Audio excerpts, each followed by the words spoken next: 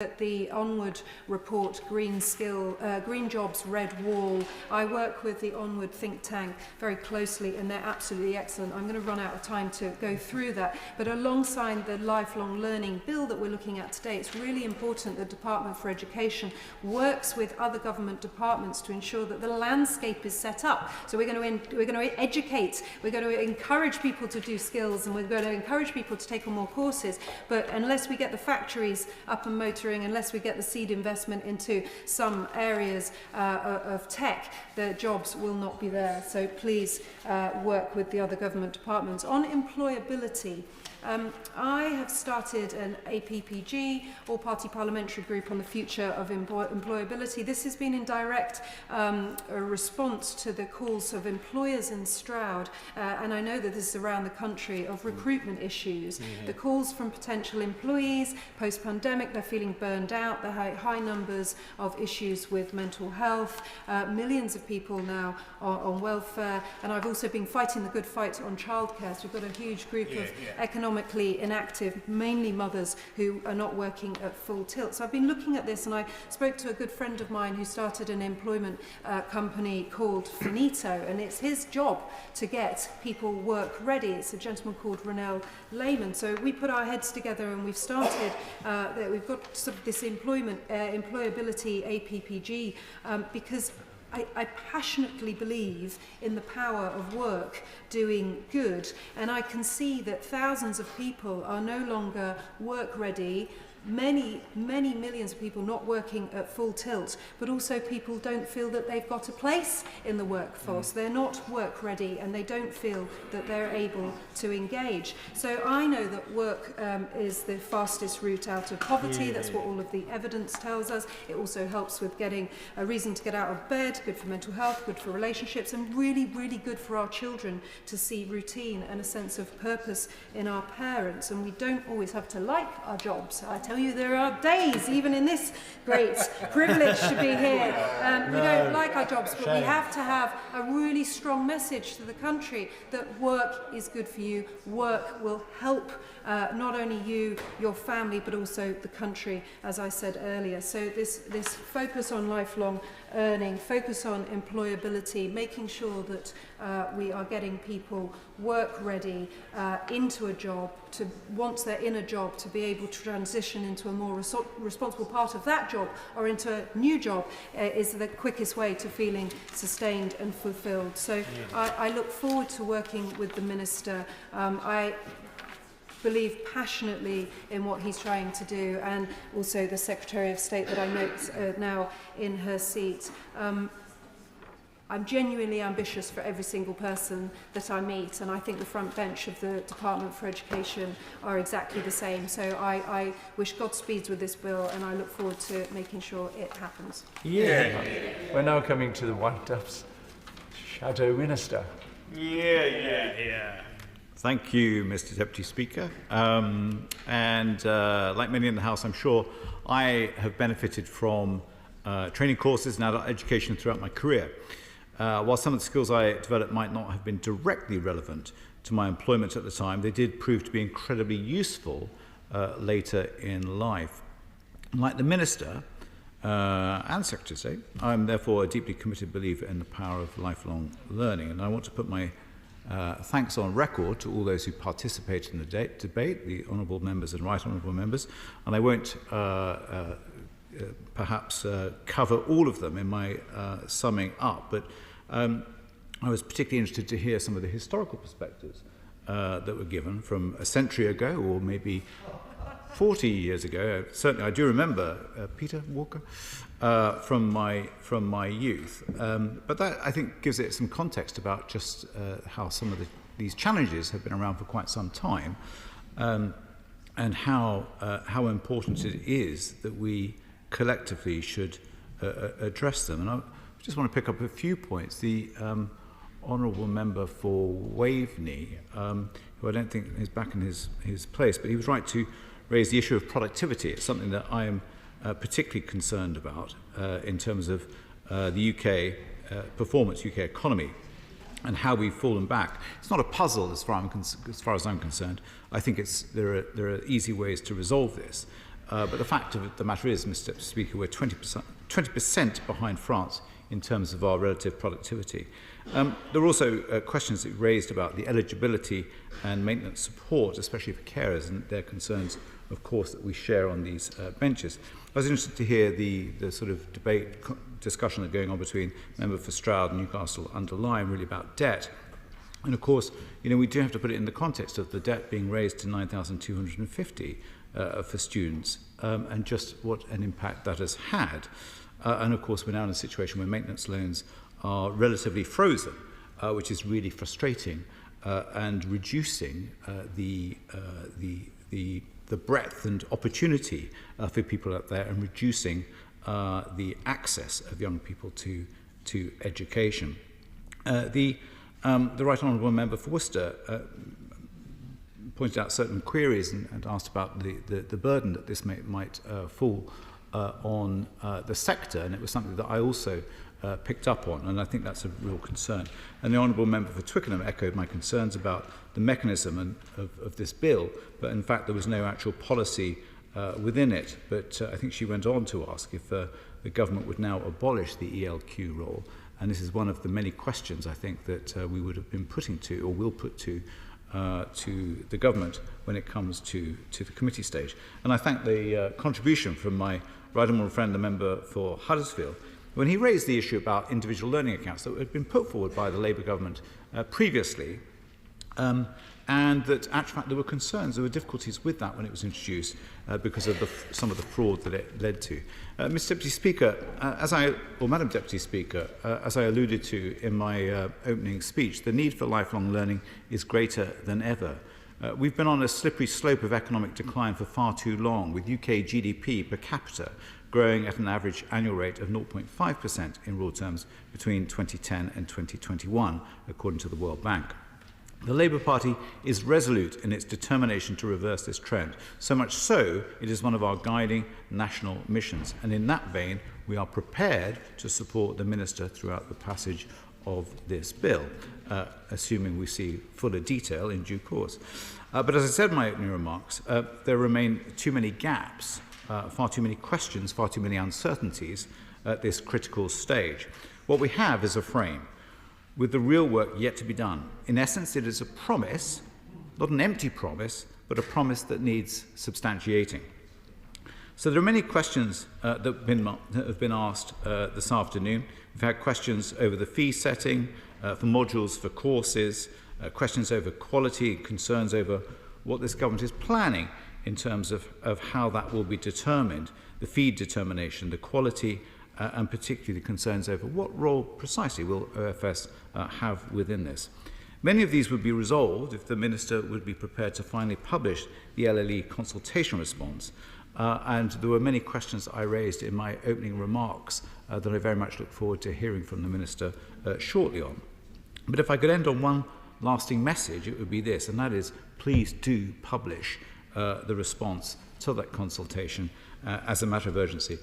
Madam Deputy Speaker, I look forward to working with the Minister to flesh out the most skeletal of bills, and I hope that we can work constructively in future.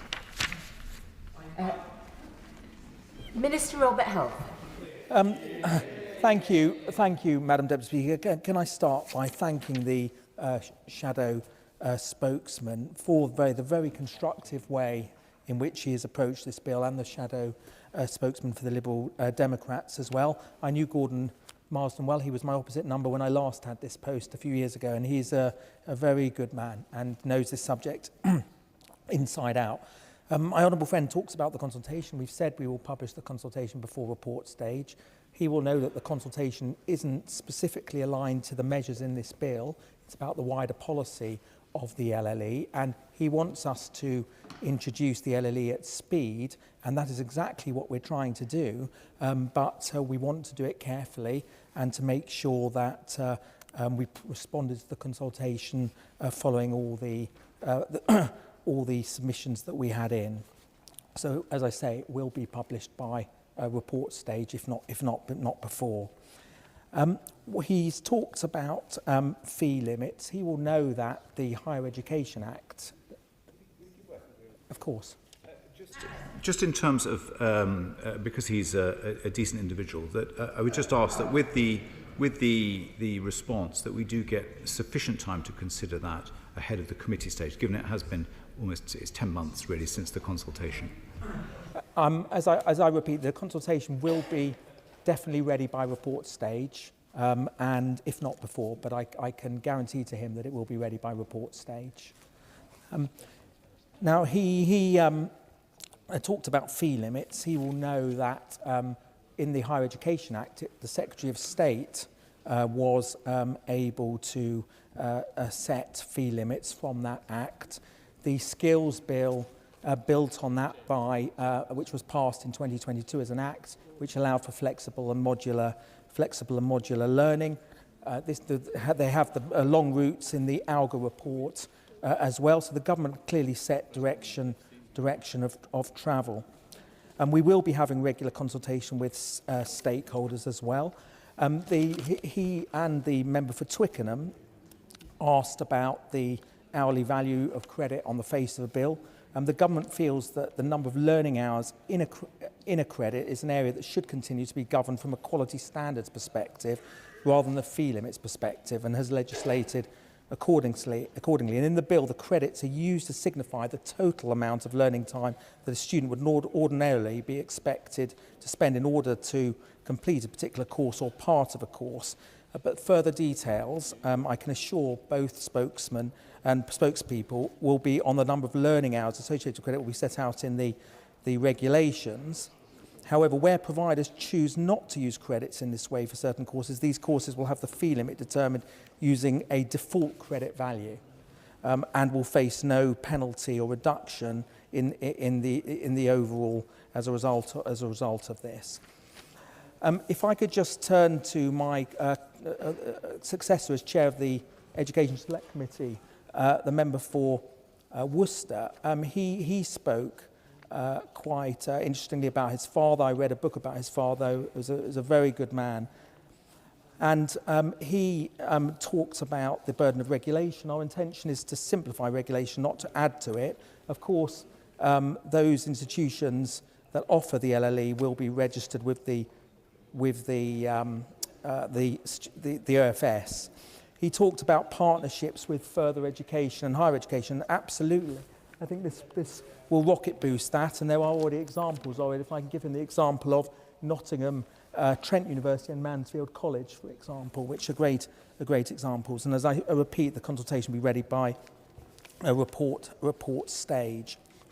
If I just want to, the member for Twickenham, I've answered some of her questions as well. On the equivalent learner qualification, I can only say that we'll be able to tell you when the consultation has been published. But I'm hoping she will not be unhappy with that. She made a very, I appreciate her support on this, and again, on maintenance, I envisage a similar system to what exists now for the current student loan system, but the full details will be in the consultation on that.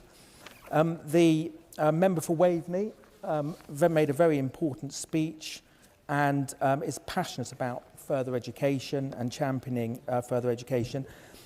He's absolutely right about employer investment. That's why we introduced the apprenticeship levy, which is not part of this bill and is separate, but is very important, so that we would have business investment in skills. He talks about the disadvantages. He's absolutely right, because they will be able to do modules of flexible learning, and they will have much more access to courses than they would have otherwise wanted to do. One of the reasons for the decline in part-time learning is the 3-year loan. They will be able to do short courses or modules of courses. And the other course. Oh, sorry, I thought somebody was asking me to give way. Just the member for Lichfield being very, very noisy, as usual. I used to work for him many years ago, so I can say that. We're hoping that it will be published in the consultation, but the LLE will, as has been highlighted, will concentrate on levels 4 to 6, and will have a phased approach.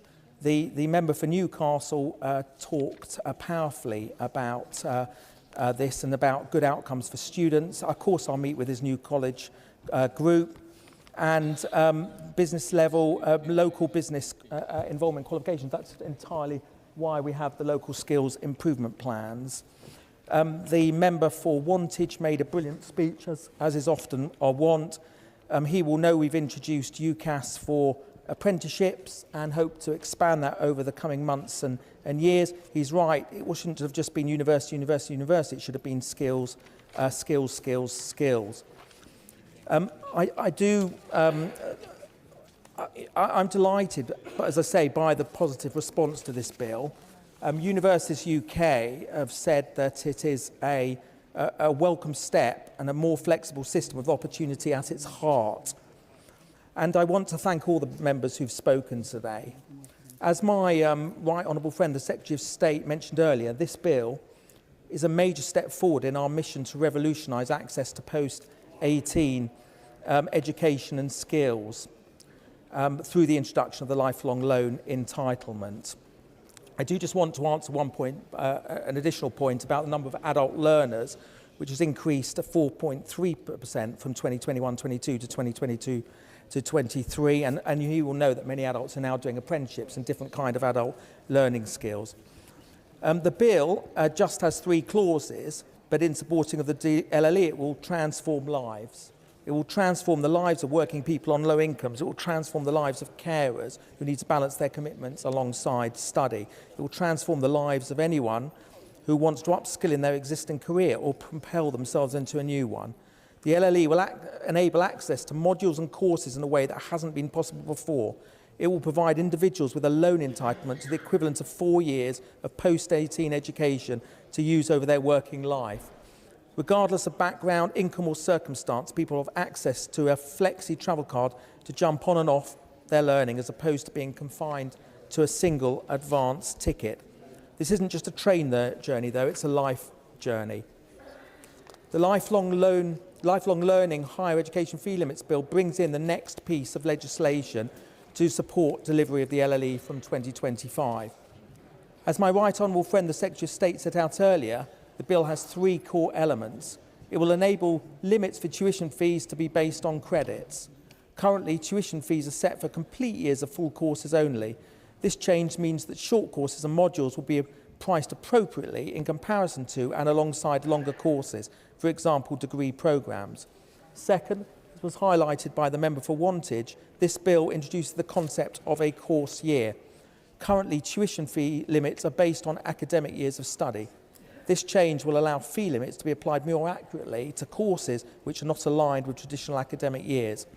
And finally, this bill allows for an overall maximum chargeable of credits for each type of course. Currently, a maximum can only be set in relation to an academic year. This will prevent students being charged excessively for their studies. In sum, the bill will lay the groundwork to ensure that fee limits are the same for a learner who completes a qualification by studying each individual module at their own pace, as it would be for them to study a typical full-time course across 3 academic years. I will, of course. While the Minister's winding up successfully, would he agree that this is transformational, that this is going to make people's lives better and the opportunities so much greater, that they can actually change career, change the skills, develop their talents, right the way through their working lives? My honourable friend for Bexley is absolutely right, and he made a brilliant speech, and he is right, and we will be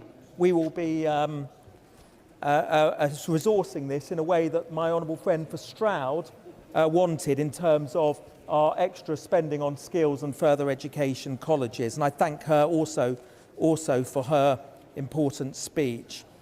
I just want to continue just to answer. Just one second. I just want to answer some other questions that that the honourable gentleman, the spokesman, asked. Just to be clear, as part of the pathway towards the LLE, the government will stimulate the provision of high-quality technical education in level 4 and 5 through the HE short course trial, which he talked about.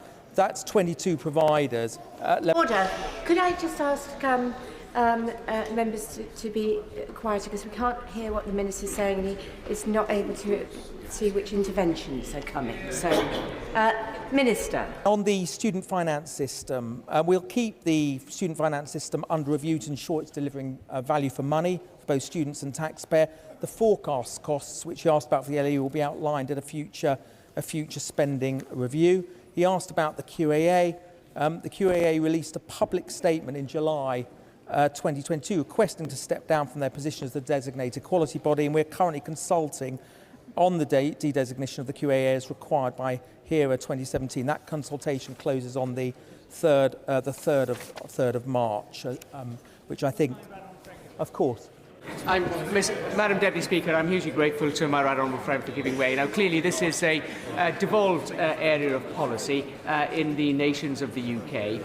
What discussions has my right honourable friend had with the devolved administrations? Because clearly, students from all parts of the UK cross-border quite frequently. There will be implications. There will be implications in funding, but there will be implications in a whole range of issues affecting those implicated by this bill.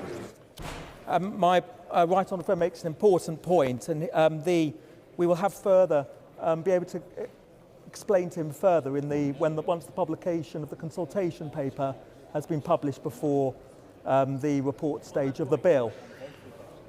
Of course. Point. I'm very grateful to my honourable friend. He will know that the difference between report stage and committee stage can often be a few days. Sometimes in this House it can even be a few hours. But he will, I'm sure, recognise that it would benefit this House enormously in its scrutiny if members could have sight of the government's response to consultation ahead of the committee stage when we'll be debating the detail of the bill. I know he can't make that commitment right now, and I appreciate the commitment he's already made to bring it forward by report stage, but will he give every consideration to whether it could be brought forward any faster in the process of this bill so that this House can give this bill the most effective and positive scrutiny to what I think we've all heard today is a good idea in principle? Yeah, of course. Order. Once again, can I just say there are some clearly very important interventions being made. I'm sure honourable and right honourable members want to hear those interventions and want to hear the answers as well. So I would urge all colleagues to listen to the remaining bits of this debate, even though there's obviously an important statement coming. We do want to hear the answers and the interventions. Minister. Of course, I will consider the representations of my honourable friend and others across this House, and we will try and get the consultation out speedily. But as I say, it will be published by report stage. Grateful to my right honourable friend for giving way. Does he agree with me that as we look to educate people in perhaps middle age into new skills and to improve their higher education for the future, that it would be good to ensure that we get the sort of skills that we need as a country and that we have a form of workforce planning so that, as we know, we're short of doctors and nurses, but there are other areas like welders, life sciences and so on, where we have great hopes and needs for future industry. And does he think there's any way of directing this sort of effort in a more planned way? That's exactly what the government's programme is doing. We are investing in employer-led qualifications. That's exactly what this is about, and the LLE will enable many millions more people be able to have access to get on the skills ladder of opportunity.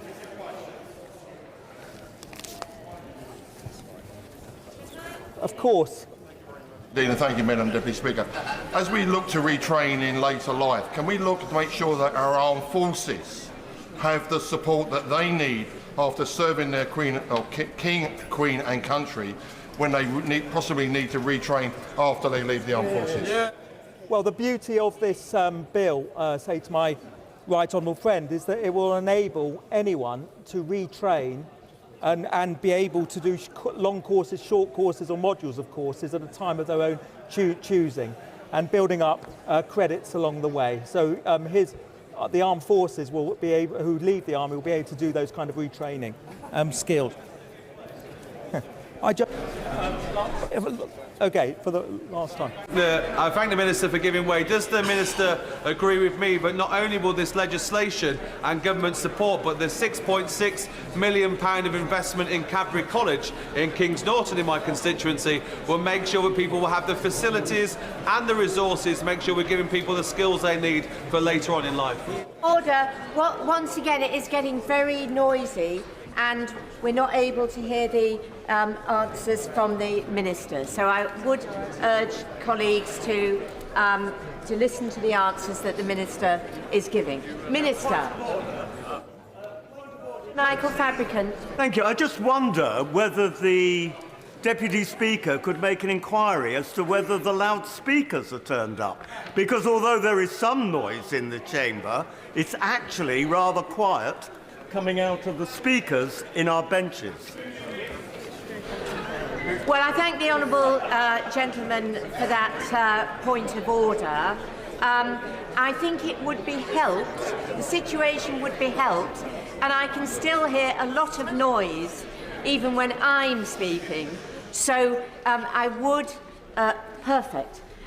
urge colleagues to keep the level of noise, and then we will be able to hear what the Minister is saying.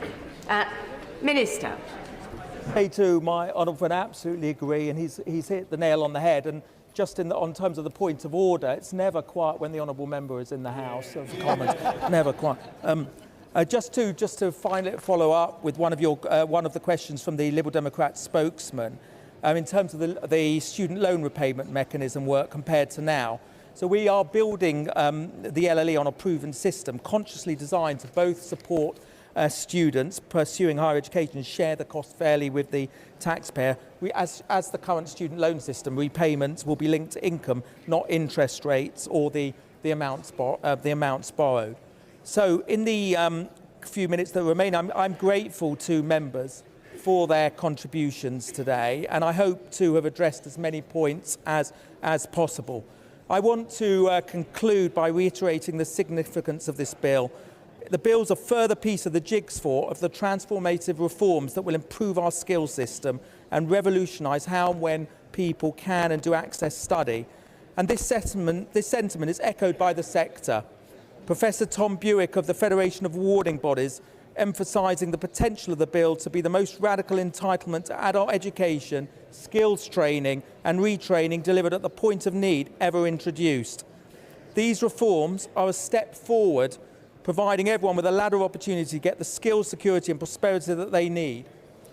The government's not only expanding high-quality opportunities, the rungs of this ladder, which encompasses careers, quality qualifications, skills and lifelong learning, we are also, through this bill and the LLE, building the top rung of the ladder, social justice, through expanding access to quality lifelong educational opportunities, which for the most disadvantaged pupils will mean levelling up productivity and employment by improving the skills pipeline and supporting people into fulfilling lasting careers.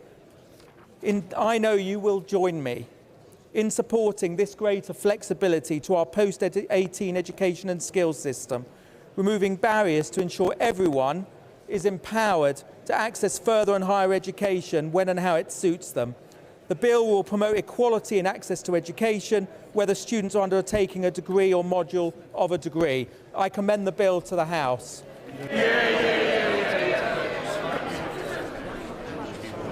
The question is that the bill be now read the second time. As many as are of that opinion say aye. Aye. Of the contrary, no. I think the ayes have it. The ayes have it. We now come to the programme motion for the Lifelong Learning Higher Education Fee Limits Bill. Programme motion to be moved formally. The question is, as on the order paper, as many as are of that opinion say aye. Aye. Of the contrary, no. I think the ayes have it. The ayes have it. We now come to the money resolution in respect of the powers of attorney bill. Minister to move the motion. The question is, as on the order paper. As many as are of that opinion say aye. Aye. Of the contrary, no. I think the ayes have it. The ayes have it. Order. Order. What do we do now? Motions?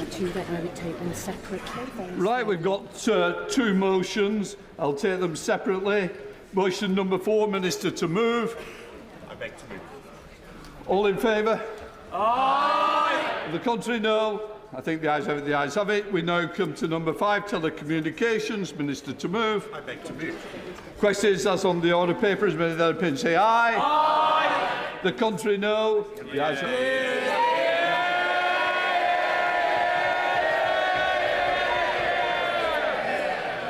I'll have to take that vote again. As many of that opinion say aye. Aye. The contrary, no. I think the ayes have it. The ayes have it. Right. We now come to the statement. I call on the Prime Minister to move the statement. Rishi Sunak. Thank you, Mr. Speaker. Before I begin, I know the whole House will join me in paying tribute to Betty Boothroyd, who passed away yesterday. She was a remarkable woman who commanded huge admiration and respect as the first female Speaker of this House. She was as firm as she was fair, and she presided over many historic moments in this House, among them the debates on the Belfast Good Friday Agreement. Her passion, wit, and immeasurable contribution to our democracy will never be forgotten. And Mr. Speaker, let us also send our very best wishes to Detective Chief Inspector John Caldwell and his family. He is a man of immense courage who both on and off duty has devoted himself to the service of others. This House stands united with the people and leaders of all communities across Northern Ireland in condemning those who are trying to drag us back to the past. They will never succeed. With permission, Mr. Speaker, I'd like to make a statement on the Northern Ireland Protocol. After weeks of negotiations today, we have made a decisive breakthrough. The Windsor framework delivers free-flowing trade within the whole United Kingdom. It protects Northern Ireland's place in our union, and it safeguards sovereignty for the people of Northern Ireland. By achieving all this, it preserves the delicate balance inherent in the Belfast Good Friday Agreement. And Mr. Speaker, it does what many said could not be done, removing thousands of pages of EU laws and making permanent, legally binding changes to the Protocol Treaty itself. That is the breakthrough we have made. Those are the changes we will deliver, and now is the time to move forward as one United Kingdom. Mr. Speaker, before I turn to the details, let us remind ourselves why this matters. It matters because at the heart of the Belfast Good Friday Agreement, and the reason it's endured for a quarter of a century, is equal respect for the aspirations and identities of all communities and all its 3 strands. But the Northern Ireland Protocol has undermined that balance. How can we say the Protocol protects the Belfast Good Friday Agreement when it has caused the institutions of that agreement to collapse? So in line with our legal responsibilities, we are acting today to preserve the balance of that agreement and chart a new way forward for Northern Ireland.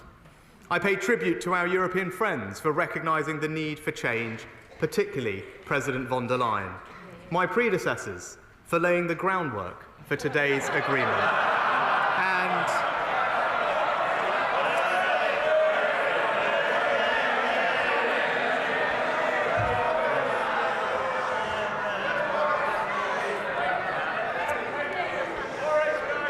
and my right honourable friends, the Foreign and Northern Ireland Secretaries, for their perseverance in in finally persuading the EU to do what it spent years refusing to do, to rewrite the treaty and replace it with a radical, legally binding new framework. Today's agreement has three equally important objectives. First, allowing trade to flow freely within our UK internal market. Second, protecting Northern Ireland's place in our union. And third, safeguarding sovereignty and closing the democratic deficit. Let me take each in turn. Mr. Speaker, core to the problems with the protocol was that it treated goods moving from Great Britain to Northern Ireland as if they were crossing an international customs border. This created extra costs and paperwork for businesses who had to fill out complex customs declarations. It limited choice for the people of Northern Ireland, and it undermined the UK internal market, a matter of identity as well as economics. Today's agreement removes any sense of a border in the Irish Sea and ensures the free flow of trade within the UK. We have secured a key negotiating objective, the introduction of a new green lane for goods destined for Northern Ireland, with a separate red lane for those going to the EU. Within the green lane, burdensome customs bureaucracy will be scrapped and replaced with data sharing of ordinary existing commercial information. Routine checks and tests will also be scrapped. The only checks will be those required to stop smugglers and criminals. And our new green lane will be open to a broad, comprehensive range of businesses across the United Kingdom. I'm pleased to say we have also permanently protected tariff-free movement of all types of steel into Northern Ireland. And for goods going the other way, from Northern Ireland to Great Britain, we have scrapped export declarations, delivering finally completely unfettered trade. And Mr. Speaker, the commitment to establish the green lane is achieved by a legally binding amendment to the text of the treaty itself. This is fundamental, far-reaching change, and it permanently removes the border in the Irish Sea. Mr. Speaker, perhaps the single most important area of trade between Great Britain and Northern Ireland is food. 3/4 of the food in Northern Ireland's supermarkets comes from the rest of the UK. Yet the protocol applied the same burdens on shipments from Cairnryan to Larne as between Holyhead and Dublin. If it was implemented in full, we would see supermarket lorries needing hundreds of certificates for every individual item, every single document checked, supermarket staples like sausages banned altogether, more delays, more cost, less choice. So today's agreement fixes all this with a new, permanent, legally abiding approach to food. We will expand the green lane to food retailers, and not just supermarkets, but wholesalers and hospitality too. Instead of hundreds of certificates, lorries will make one simple, digital declaration to confirm that goods will remain in Northern Ireland. Visual inspections will be cut from 100% now to just 5%. Physical checks and tests will be scrapped unless we suspect fraud, smuggling or disease. And so there will be no need for vets in warehouses. Of course, to deliver this, we need to reassure the EU that food imports won't be taken into Ireland. So we will ask retailers to mark a small number of particularly high-risk food products as not for EU, with a phased rollout of this requirement to give them the time to adjust. And more fundamentally, we have delivered a form of dual regulation for food, the single biggest sector by far for East-West trade and one of the most important in people's lives. Under the protocol, retail food products made to UK standards could not be sold in Northern Ireland. Today's agreement completely changes that. This means the ban on British products like sausages entering Northern Ireland has now been scrapped. If it's available on supermarket shelves in Great Britain, then it will be available in supermarket shelves in Northern Ireland. We will still need to make sure that goods moved into Northern Ireland don't risk bringing in animal and plant diseases, but that's clearly a common sense measure, never opposed by anyone, to prevent diseases circulating within the long-standing single epidemiological zone on the island of Ireland. And, Mr. Speaker, that brings me to the treatment of parcels. If the protocol was fully implemented, every single parcel travelling between Great Britain and Northern Ireland will be subject to full international customs. You'd have needed a long, complex form to send every single parcel, even a birthday present, for a niece or nephew. And you could have only shopped online from retailers willing to deal with all that bureaucracy, with some already pulling out of Northern Ireland. Today's agreement fixes all of this. It achieves something we've never achieved before, removing requirements of the EU Customs Code for people sending and receiving parcels. Families can rightly send packages to each other without filling in forms. Online retailers can serve customers in Northern Ireland as they did before, and businesses can ship parcels through the Green Lane, all underpinned by data sharing by parcel operators with a phased rollout and time for them to adjust. So, Mr. Speaker, no burdensome customs bureaucracy, no routine checks, bans on food products scrapped, steel tariff rate quotas fixed, tariff reimbursement scheme approved, vet inspections gone, export declarations gone, parcels paperwork gone. We have delivered what the people of Northern Ireland asked for and the command paper promised. We have removed the border in the Irish Sea. But Mr. Speaker, to preserve the balance of the Belfast Good Friday Agreement, we also need to protect Northern Ireland's place in our union. The Windsor framework is about making sure that Northern Ireland gets the full benefit of being part of the United Kingdom in every respect. Under the protocol, in too many ways, that simply wasn't the case. Take tax.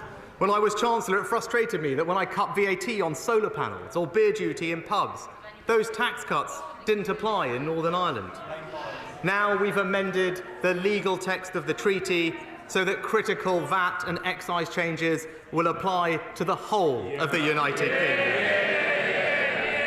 This means zero rates of VAT on energy-saving materials will now apply in Northern Ireland. Reforms to alcohol duty to cut the cost of a pint in pubs will now apply in Northern Ireland. But because we now have control over VAT policy, we can make sure that the EU's plan to reduce the VAT threshold by £10,000 will not apply in Northern Ireland, and nor will the SME VAT directive that would have brought huge amounts of EU red tape for small businesses. We're also making subsidy control provisions work as intended. Already, just 2% of subsidy measures in Northern Ireland fall within the scope of the EU approvals under the protocol. Nevertheless, today's agreement goes further, addressing the so-called reach-back of EU state aid law. It does this by imposing stringent new tests. For the EU to argue we're in breach of their rules, they'd now have to demonstrate that there is a real, genuine and material impact on Northern Ireland's trade with the EU. That is a much higher threshold than the protocol, limiting disputes to what the 2021 command paper called subsidies on a significant scale relating directly to Northern Ireland. We've also protected the special status of agriculture and fisheries subsidies in Northern Ireland, which will be completely outside the EU's common agricultural policy. All of which means the problem of reach-back is fixed. As well as tax and spend, the UK government has a responsibility to protect the supply of medicines to all its citizens. Our ability to do that was constrained by the protocol. The biggest problem is that drugs approved for use by the UK's medicines regulator are not automatically available in Northern Ireland. Imagine someone suffering with cancer in Belfast, seeing a potentially life-changing new drug available everywhere else in the UK, but unable to access it at home. And when the current grace period ends in 2024, the situation will get worse still. Expensive and burdensome checks on all medicines, Companies having to manufacture drugs with 2 completely different labels and supply chains. Pharmacies needing to check every package with complex scanners. And when 80% of Northern Ireland's medicines come from Great Britain, those frictions pose a serious risk to the supply of medicines to the people of Northern Ireland. To fix this, today's agreement achieves something unprecedented. It provides dual regulation for medicines. The UK's regulator will approve all drugs for the whole UK market, including Northern Ireland, with no role for the European Medicines Agency. This fully protects the supply of medicines from Great Britain into Northern Ireland and once again asserts the primacy of UK regulation. The same medicines, in the same packs, with the same labels, will be available in every pharmacy and hospital in the United Kingdom. And crucially, dual regulation means that Northern Ireland's world-leading healthcare industry, which brings much-needed jobs and investment, can still trade with both the EU and UK markets. This is a landmark deal for patients in Northern Ireland. It is a permanent solution that brings peace of mind. And Mr. Speaker, the protocol also banned quintessentially British products going to Northern Ireland. When people wanted to import oak trees to mark Her late Majesty's Platinum Jubilee, the protocol stood in their way. It suspended the historic trade in seed potatoes between Scotland and Northern Ireland. And if implemented, it would create massive costs and bureaucracies for people travelling around the UK with their pets, disrupting family life and our family of nations. That's why today's agreement will lift the ban on shrubs, plants and trees going to Northern Ireland.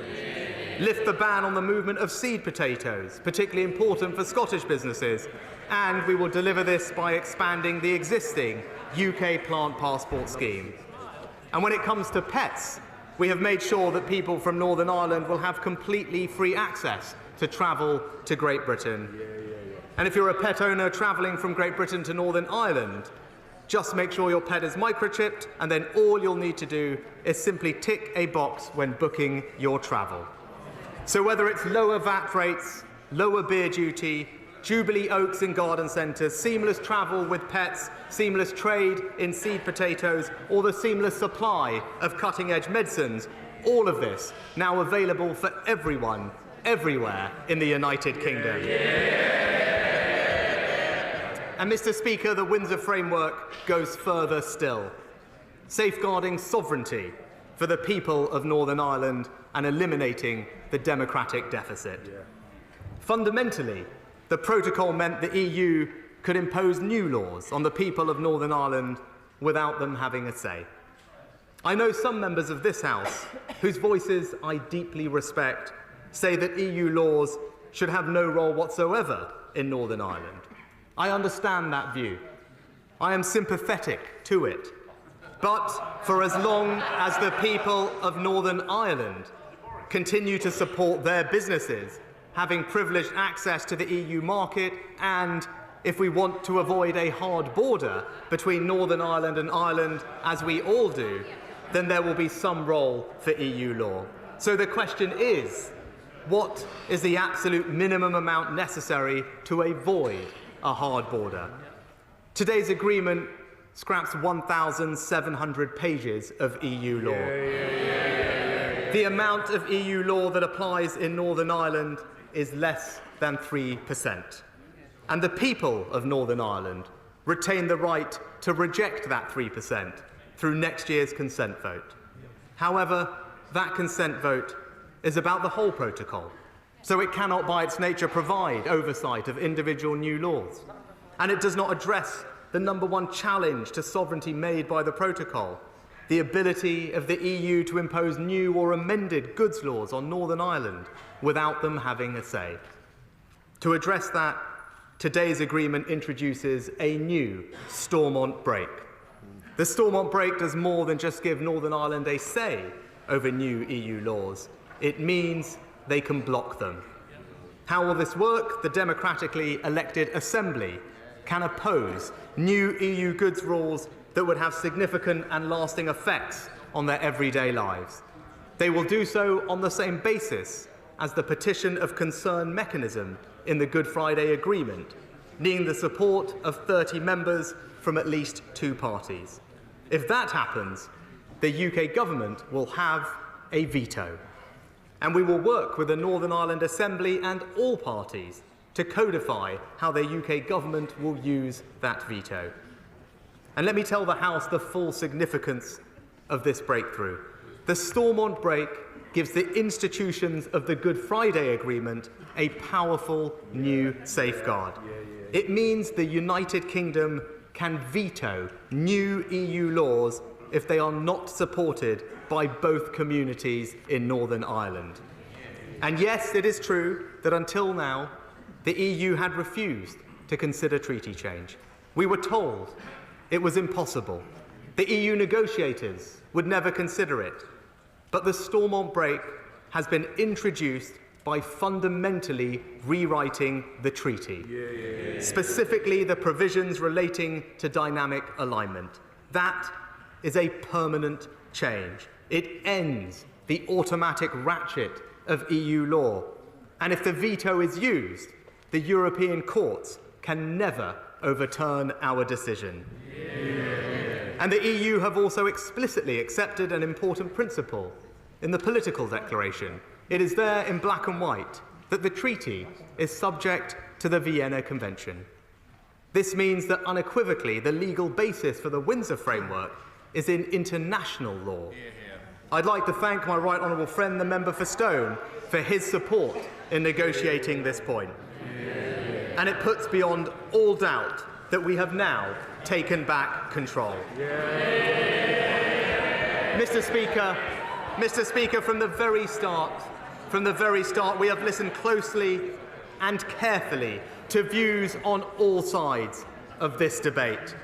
I'm grateful to many members of this House, the communities of Northern Ireland, and the voices of business and civil society for putting forward their suggestions. I want to particularly thank the Northern Ireland business groups that I have spoken to. I hope in today's agreement they recognise we have addressed their concerns. We are delivering stability, certainty, simplicity, affordability and clarity, as well as strengthened representation for the businesses of Northern Ireland. I also want to speak directly to the unionist community. I understand and have listened to your frustrations and concerns. And I would not be standing here today if I did not believe today's agreement marks a turning point for the people of Northern Ireland. It is clearly in the interests of the people and those of us who are passionate about the cause of unionism for power sharing to return. Of course, parties will want to consider the agreement in detail, a process that will need time and care. And there are, of course, many voices and perspectives within Northern Ireland, and it is a job of government to respect them all. But I have kept the concerns raised by the elected representatives of unionism at the forefront of my mind, because it is their concerns with the protocol that have been so pronounced. And what I can say is this: our goal has been to ensure the economic rights of the people of Northern Ireland under the Act of Union and Belfast Good Friday Agreement, placing them on an equal footing with the rest of the UK with respect to tax, trade and the availability of goods. And we have worked to end the prospect of trade diversion, removed any sense of a border for UK internal trade, removed routine customs or checks for goods destined for Northern Ireland, removed thousands of pages of existing EU law and introduced a UK veto on dynamic alignment through the Stormont break. We have created a form of dual regulation where it works and it is needed most in sectors like medicines and food retail. We have delivered unfettered access to the whole UK market for Northern Ireland's businesses, and we will take further steps to avoid regulatory divergence in future. We've secured a clear EU commitment and process to manage future changes with a special goods body, and all of this means Northern Ireland's businesses have continued access to the EU market as they requested. It means we have protected the letter and the spirit of Northern Ireland's constitutional guarantee in the Belfast Agreement, with the Stormont break creating an effective cross-community safeguard. There are, Mr. Speaker, two distinct economies on the island of Ireland, and that will remain the case. Today's agreement puts beyond all doubt that Northern Ireland's place in the internal market and United Kingdom is fully restored. Mr. Speaker, I want to conclude by directly addressing the question of the Northern Ireland Protocol Bill. As I and my predecessors always said, the bill was only ever meant to be a last resort, meant for a world where we could not get negotiations going. As the government said at the time of introduction, our clear preference remains a negotiated solution. Now that we've persuaded the EU to fundamentally rewrite the treaty text of the protocol, we have a new and better option. The Windsor framework delivers a decisively better outcome than the bill, achieving what people said could not be done and what the bill does not offer. It permanently removes any sense of a border in the Irish Sea. It gives us control over dynamic alignment through the Stormont break beyond what the bill promised, and the bill did not change a thing in international law, keeping the jurisdiction of the ECJ and leaving us open to months, maybe years of uncertainty, disruption and legal challenge. Today's agreement makes binding legal changes to the treaty itself and is explicitly based in international law. And unlike the bill, it is an agreement that provides certainty, stability and, crucially, can start delivering benefits almost immediately for the people and businesses of Northern Ireland. Of course, the House would expect to be informed of the government's updated legal position on whether there is a lawful basis to proceed with the bill, so I'm publishing it today. It says that because we have achieved a new negotiated agreement which preserves the balance of the Belfast Good Friday Agreement, the original and sound justification legally for the bill has now fallen away. In other words, neither do we need the bill, and nor do we have a credible basis to pursue it. As such, we will no longer proceed with the bill, and the European Union will no longer proceed with their legal actions against the UK. Instead, we will pursue the certainty of a new way forward with the Windsor framework. And let me just remind the House of the full breadth and significance of what we have achieved today. We've achieved free-flowing trade with a green lane for goods, no burdensome customs bureaucracy, no routine checks on trade, no paperwork whatsoever for Northern Irish goods moving into Great Britain, and no border in the Irish Sea. We've protected Northern Ireland's place in the Union, with state aid reach-back fixed, the same tax rules applying everywhere, vet certificates for food lorries gone, the ban on British sausages gone, parcel paperwork gone, pet paperwork gone, garden centres now selling the same trees, supermarkets selling the same food, and pharmacies selling the same medicines. And we've safeguarded sovereignty for the people of Northern Ireland. With the democratic deficit closed, the Vienna Convention confirmed, thousands of pages of EU law scrapped, and with the Stormont break, we have safeguarded democracy and sovereignty for the people of Northern Ireland. So that is the choice before us, Mr. Speaker. Let us seize the opportunity of this moment, the certainty of an agreement that fixes the problems we face, commands broad support and consensus, and offers us at last the freedom to move forward together. That is what the people of Northern Ireland deserve. That is what the Windsor framework delivers. As a Conservative, a Brexiteer and a Unionist, I believe passionately, with my head and my heart, that this is the right way forward. Right for Northern Ireland, right for our United Kingdom, and I commend it to this House.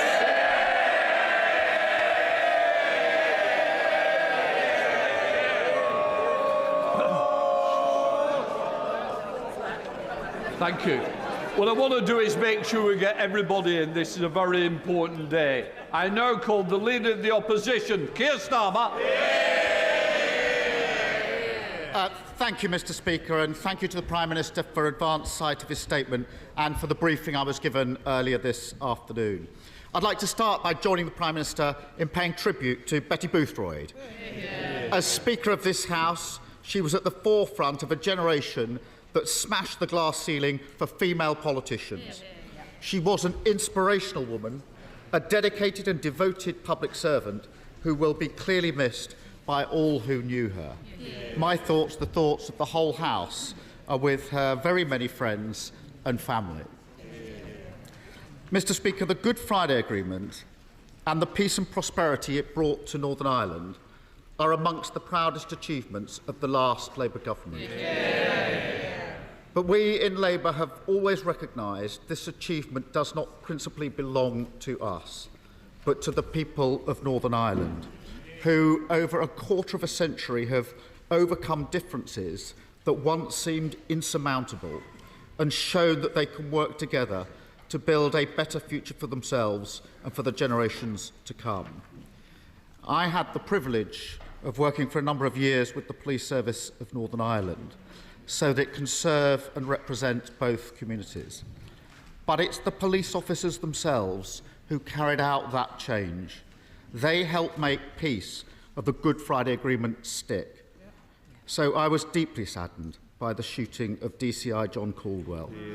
And our thoughts, the thoughts of the whole House, are with him, his family, and with his colleagues. But, Mr. Speaker, DCI Caldwell's shooting is a reminder that we must continue to strive for peace, that we in the House must take our obligations under the Good Friday Agreement and to the people of Northern Ireland as seriously as they do. It is in that spirit that I have been clear for some time that if the Prime Minister were to get an agreement with the EU, and if their agreement is in the interests of this country and Northern Ireland, then Labour would support it. And we will stick to our word. We will not snipe. We will not seek to play political games. And when the Prime Minister puts this deal forward for a vote, Labour will support it and vote for it. The protocol will never be perfect. It's a compromise. But I've always been clear that if implemented correctly, it is an agreement that can work in the spirit of the Good Friday Agreement. And now that it has been agreed, we all have an obligation to make it work. The moral core of the Good Friday Agreement is simple. All people of Northern Ireland have the right to identify themselves and be accepted as Irish or British or both, and freely participating in the economic life of the UK or the Republic of Ireland is an essential part of that. That is why it is good that the deal before us will see fewer unnecessary checks on goods moving between Great Britain and Northern Ireland. The Red and Green Lane proposal is a good one. It will make life easier for business. It will enable the people of Northern Ireland to participate more freely in the economic life of the UK. It has our full support. The protocol will continue to ensure there's no physical border on the island of Ireland. That is essential. We all know that any physical border would be a source of tension, a physical manifestation of new barriers between communities in Northern Ireland and the economic life in the Republic. This agreement will allow us to move forward as a country rather than be locked in endless disputes with our allies. It will improve our diplomatic standing, which has been damaged by the government's previous threats to break international law. And I am encouraged that the DUP has said it will look carefully at the measures that it contains. But we must be honest, this comes with trade-offs. The Right Honourable Member for Uxbridge and South Ruislip told the people of Northern Ireland that his protocol meant no forms, no checks, no barriers of any kind on goods crossing the Irish Sea after Brexit. That was absolute nonsense. A point-blank refusal to engage with unionists in Northern Ireland in good faith, never mind take their concerns seriously. And it inevitably contributed to the collapse of power sharing in Northern Ireland. And I have to say, as the Prime Minister listed all the problems with the protocol, I did rather wonder whether he'd forgotten who negotiated it.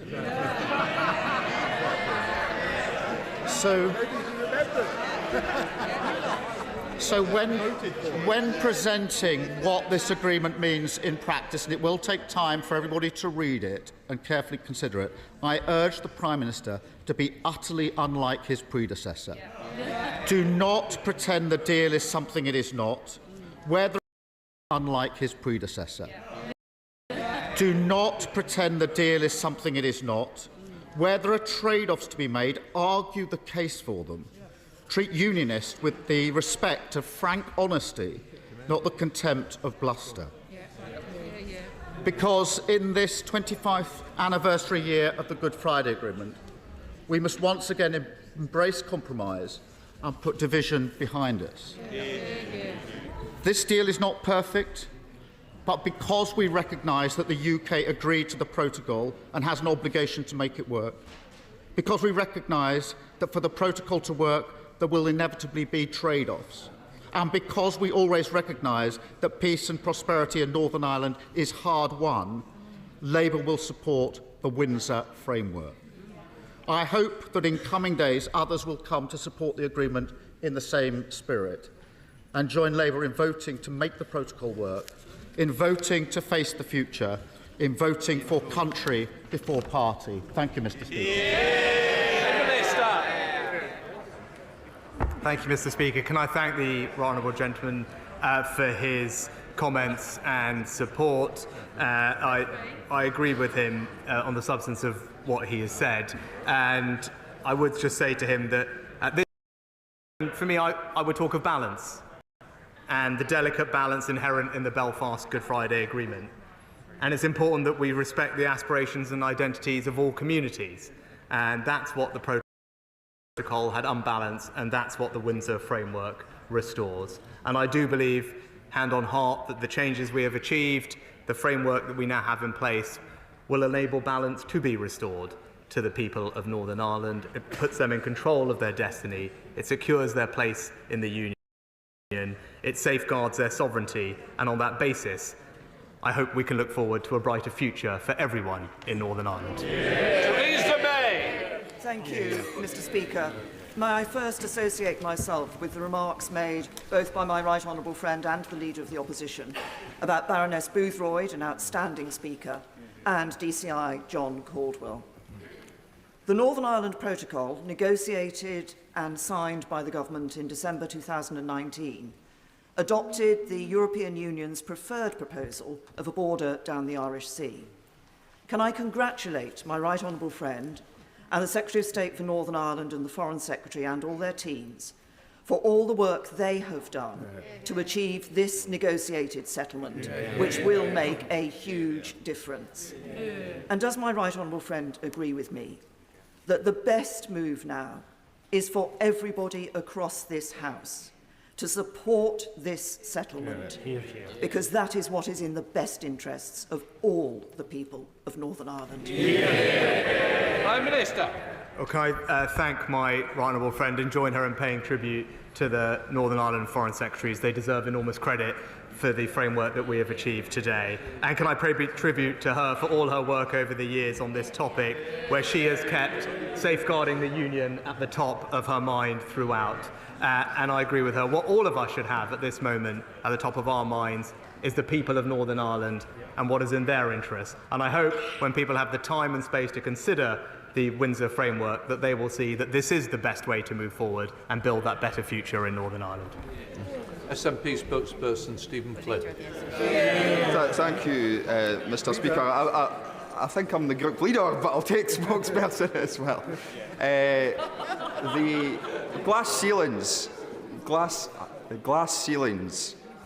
are there to be broken. Betty Boothroyd didn't just break a glass ceiling, she shattered the glass ceiling, and in that regard she has my utmost respect, and my thoughts and condolences are with her and all of her family members. My thoughts are also with the police officer in North that he is able to make a recovery, and I join with members across the House in that regard. Mr. Speaker, to the agreement today, you'd be forgiven for thinking on the basis of what the Prime Minister has said and in the Chamber, and indeed earlier today, that it had absolutely nothing to do with him, that all those problems were nothing to do with the Conservative Party or indeed him as a government minister. So what happened a couple of years ago? Were they simply being opportunistic when they put this in place? Were they incompetent when they put this in place? Or were they simply duped into believing that something was oven ready when quite clearly it was not? I have no doubt that the public will draw their own conclusions in that regard. But broadly speaking, Mr. Speaker, broadly speaking, I'm fully supportive of the agreement. And I'm fully supportive of the agreement for three simple reasons. Three simple and interwoven reasons.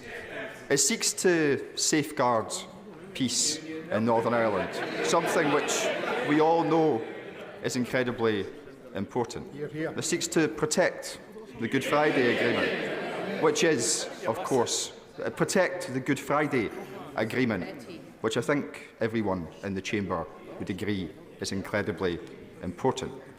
And of course, because it seeks to provide a pathway back to the democratic institutions in Northern Ireland being able to sit.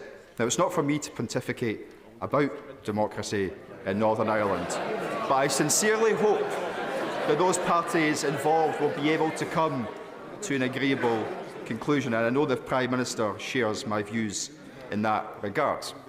But, Mr. Speaker, whilst all of that is good, we cannot and we should not forget the damage which has been done by leaving the European Union.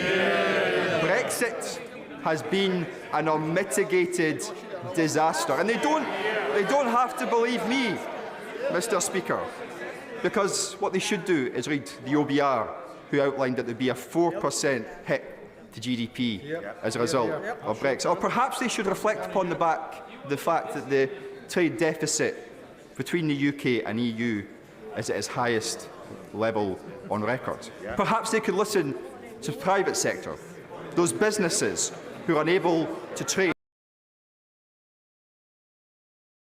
those businesses who are unable to get the workforce that they require, those businesses who are unable to get the goods that they need. Or perhaps they could listen to the public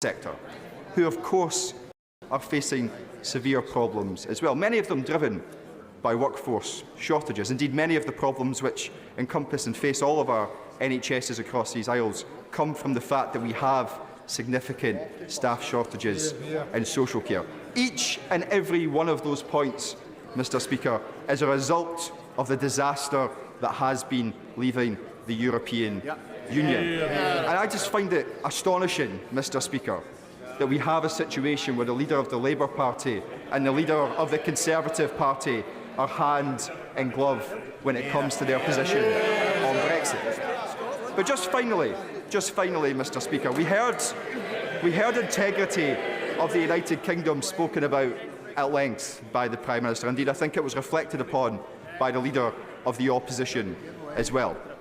But whilst there may be a scintilla of truth within that argument, what this deal does not do is create parity for the nations of these isles. Because what it allows, and I see the Northern Ireland Minister sitting there who was very positive about this in an interview earlier on, it means that businesses in Northern Ireland have access to the single market, whereas businesses in Scotland do not. Now, I do not begrudge that to the people and businesses of Northern Ireland, but I do regret that Scotland does not have those same opportunities. So on that point, can the Prime Minister just clarify why Scotland is at a significant disadvantage in that regard on his watch?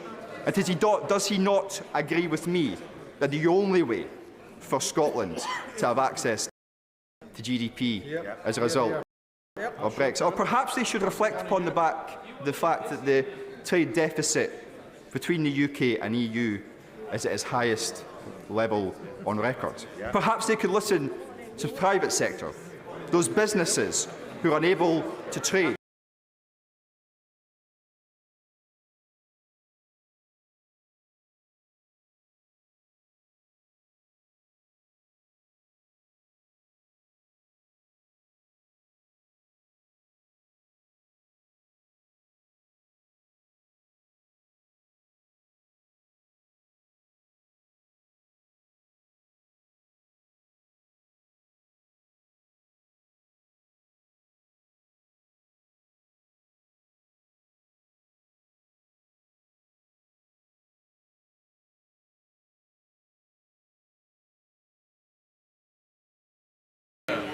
Mr. Speaker, the Leader of the Opposition helpfully said that people in Northern Ireland might regard themselves as Irish or as British and Irish. I think a large number will also regard themselves just as Northern Irish. I think that from the beginning to the end of this framework, the beginning which says the protocol has been the source of acute political, economic and societal difficulties, to the last sentence which talks about the shared desire for a positive relationship, constituents will say this agreement resolves some of the known problems about the protocol and some of the ones which become obvious since then. It's over 50 years, or about 50 years, since there was last a unionist MP who was a minister in the UK government. I hope this agreement makes it possible that that can happen again. Well, can I thank the Father of House for his support and his observations. He's right about the agreement that we struck. It resolves the problems that we know about, but it also puts in place structures and mechanisms to resolve anything else that might come down the line, because it's important that there is dialogue not just with the European Union, but close dialogue with communities and businesses in Northern Ireland, something they have asked for. And as a result of this agreement, they will have new engagement, new ways to make their voices heard, so that we can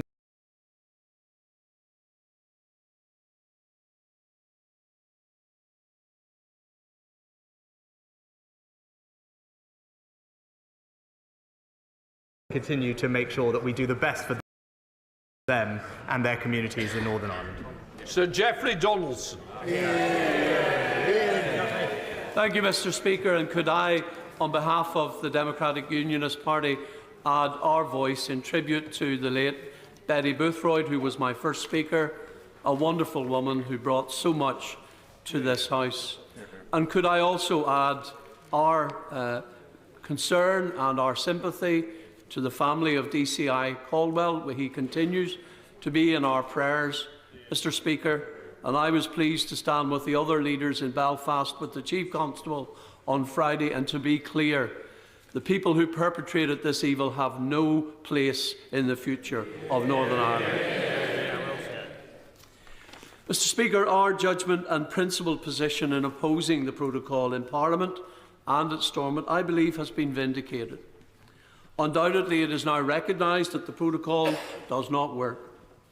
And when others said there could be no renegotiation and no change, it was our determination that has proven what can be achieved. And I would like to thank the Prime Minister and his predecessors for their work and engagement to date on this issue.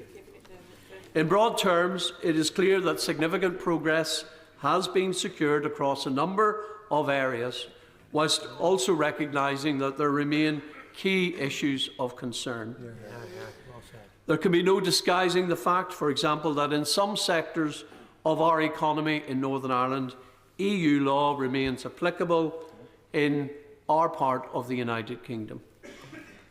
My party will want to study the detail of what has been published today, as well as examining the legal text, the political declaration and the government's command paper. Where necessary, we stand ready to engage with the government in order to seek further clarification, reworking or change as required.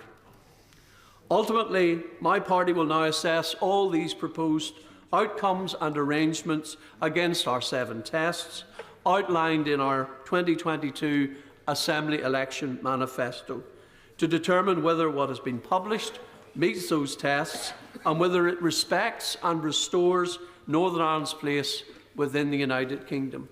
And in this regard, and finally, Mr. Speaker, I agree with the Prime Minister that the issue of sovereignty is crucial.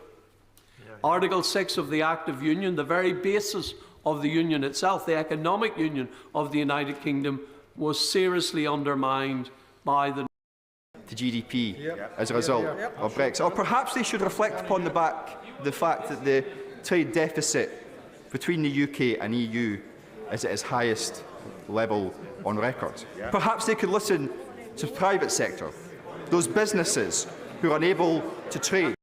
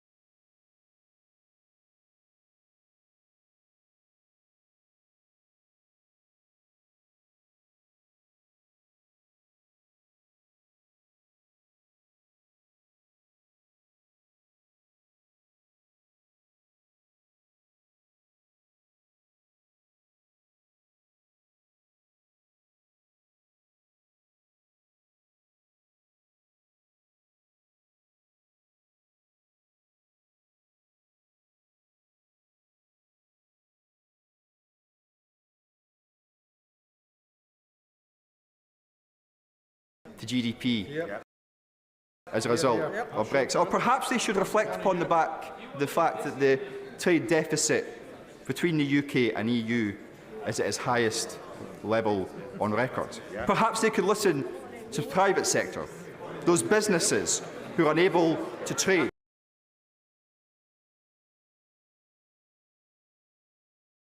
To GDP as a result of Brexit. Or perhaps they should reflect upon the fact that the trade deficit between the UK and EU is at its highest level on record. Perhaps they could listen to the private sector, those businesses who are unable to trade.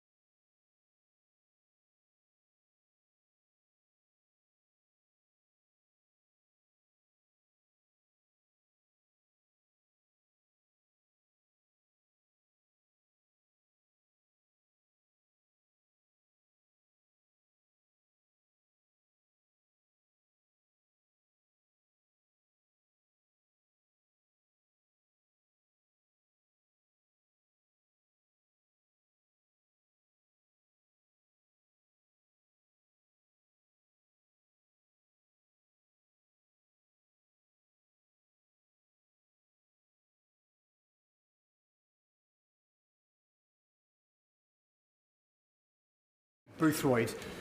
Mr. Speaker, like me, I'm sure you remember with fondness Speaker Boothroyd's eye and when she brought you to order. Can I also send our thoughts and prayers to DCI John Cordwell and his family and thank him for his courage and bravery. Mr. Speaker, like others, the Liberal Democrats will now closely study this deal. But can I welcome the spirit of partnership and compromise between the UK government and the European Union in the formation of the Windsor Agreement? Can I ask the Prime Minister what consultation he will now undertake with all Northern Ireland's political parties, including the Alliance Party, on the Stormont break? Can you reassure us that the operation of the Stormont break will not undermine the economic stability and certainty or the political stability so desperately needed in Northern Ireland? Thank you. I'm happy to give the right honourable gentleman the assurance that we will continue, as we have done, to engage with all parties and communities in Northern Ireland. That is the right way to proceed, particularly with regard to the operation of the break that's set out in the command paper, that we look forward to discussing that and how to codify that with the executive, the Assembly and political parties as we move forward. That's something that we're very happy to do. And just so the honourable gentleman is clear, the Stormont break is based on an existing Good Friday Agreement mechanism, the petition of concern mechanism. It's well established in Northern Ireland as a cross-community safeguard. That's why we have chosen it as the appropriate mechanism for this particular purpose. But as I said, we will continue to engage with all parties to make sure that we get it absolutely right and how it works. Julian Smith. Speaker, can I join tributes to can I join tributes to John Caldwell, who was shot whilst loading footballs into his car, having trained kids at a football match in Omagh last week in front of his son. I welcome the Windsor Agreement and Windsor Framework and believe that today marks a critical moment in ending 3 years of instability across Northern Ireland. This has affected communities throughout this most fragile part of our country. I pay tribute to my right honourable friend and the team for all that they have done to secure this. Would you agree that we now need to give my right honourable friend, member for Lagan Valley, all the other Northern Ireland parties time and space and encouragement to restore power sharing and to ensure that political decision-making in Northern Ireland can start as soon as possible? Prime Minister. Can I pay tribute to my right honourable friend, my neighbour, not just for the job he did as Northern Ireland Secretary of State, but for his continued passion and devotion to the people of Northern Ireland? And can I also thank him personally for the support and advice he has given me in helping us reach the framework today? I wholeheartedly agree with him, and I hope that we can move forward with time and space to build a better future for the people of Northern Ireland. I know that that's what he wants to see. I join him in wanting to see that, and we stand ready to work with everyone to bring about that outcome. Hilary Benn. Thank you very much indeed, Mr. Speaker. Can I congratulate the negotiators on this very significant achievement? Can I also congratulate the Prime Minister on his statement in which he was so frank about the manifest failings of the original Northern Ireland Protocol, negotiated and signed by his predecessor, which made today's deal so necessary. Does he agree with me that the European Union has moved a long way in these negotiations?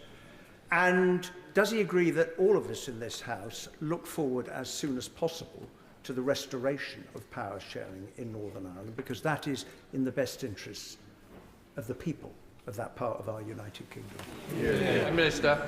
Well, I thank the right honourable gentleman, and he's right. We have had constructive and good negotiations with the European Union, and I pay tribute to the President Ursula von der Leyen for the leadership and vision that she has demonstrated in trying to find a way through to help us resolve these issues. She and her team deserve enormous credit for displaying that vision, leadership and creativity, and I wholeheartedly agree with him that the people of Northern Ireland need and deserve their institutions to be up and running. I think that's something all of us in this House agree on, and all of us want to see that happen as soon as practically possible. David Davis. Can I start by unreservedly congratulating my right honourable friend on what seems to be a spectacular negotiating success. In the Windsor framework, the Prime Minister has succeeded in delivering a deal which eliminates the issues of the Irish Sea border, deals with practical issues in Northern Ireland, from food to pets to plants to parcels, from medicine regulation to tax rules. but above all, has introduced the extraordinary mechanism of the Stormont break. I'm unaware of any mechanism in any international agreement like the Stormont break. It seems to me a brilliant piece of negotiating insight and imagination. Could he explain to the House, because we won't all know in detail, can he explain to the House exactly how this mechanism will work and what its limitations will be? Prime Minister. Well, can I thank my right honourable friend for his warm words, but also tell him that it means a lot, as this is something that I know as a Brexiteer of long-standing credentials and as someone who has done the job. He knows how difficult these things are, and to have his support means a lot to me and the government, and I thank him for it. The break will work, as I said, on the basis of the petition and concern mechanism, which is a Good Friday Agreement institutional framework, which is why we believe it is the right cross-community safeguard to use.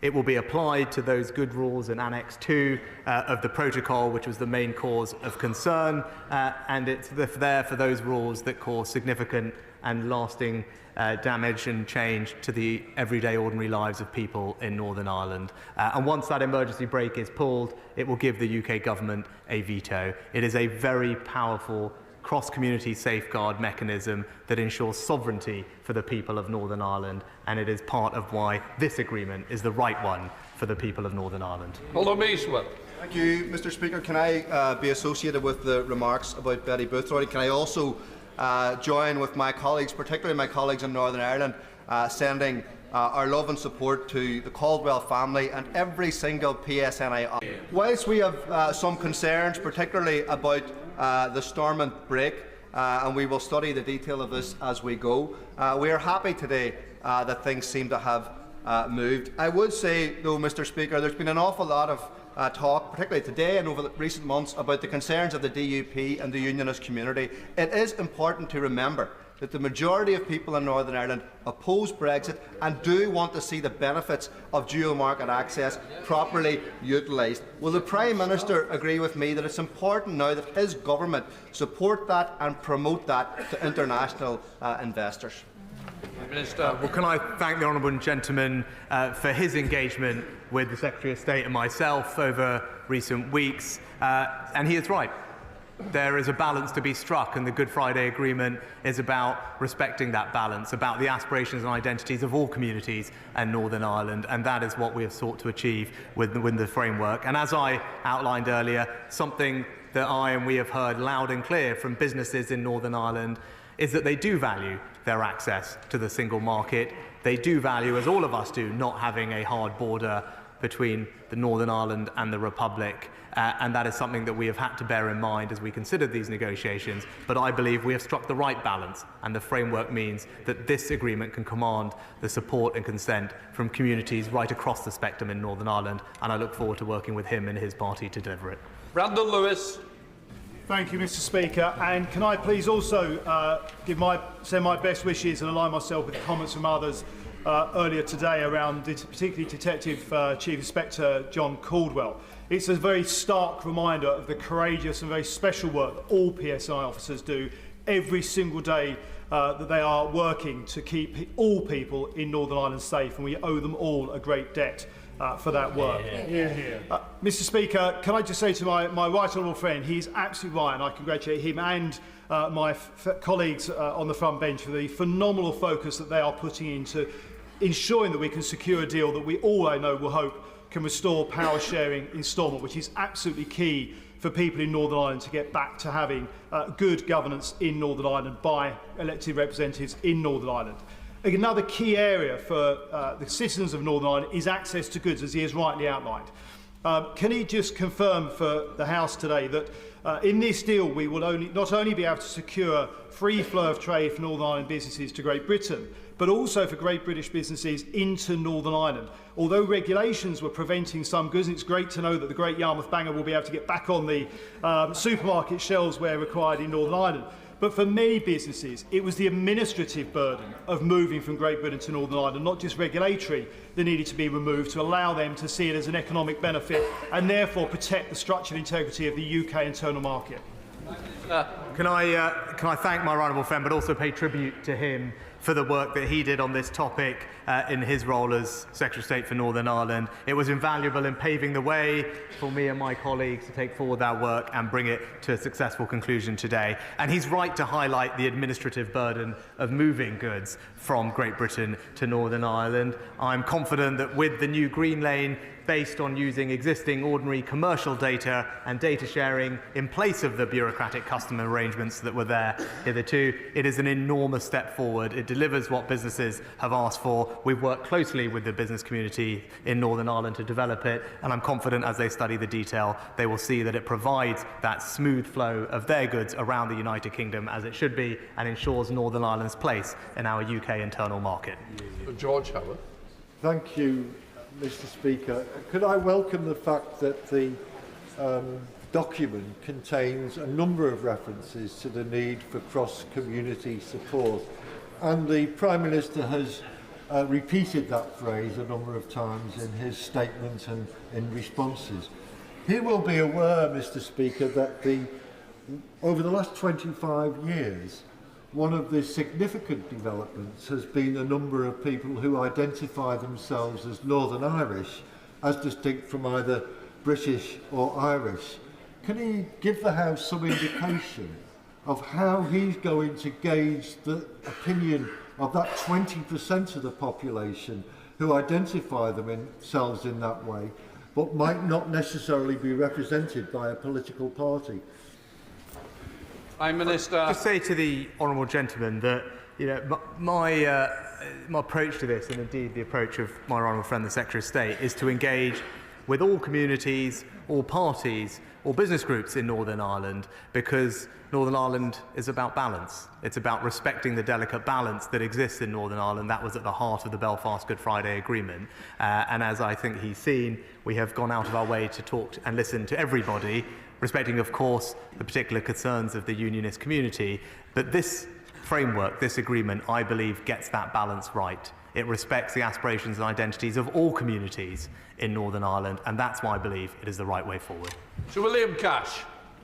Speaker, my right honourable friend will know that in the papers that have been published this afternoon, the devil, as ever, lies in the detail. May I seek his assurance that the government will respond to the democratically correct questions that naturally arise on the substance and procedures that are involved, and particularly on the making of EU laws and the European Court, particularly on the Joint Committee and its procedures, and, of course, the Stormont break, not to mention the whole context of sovereignty in this entire process under Section 38 of the Withdrawal Agreement Act 2020? And would he also be good enough to indicate how long a timeline he's proposing for the questions and answers that will be required, and how long that might take? Well, Mr. Speaker, can I thank my right honourable friend for the engagement that he's had with me in particular, for the advice that he has provided.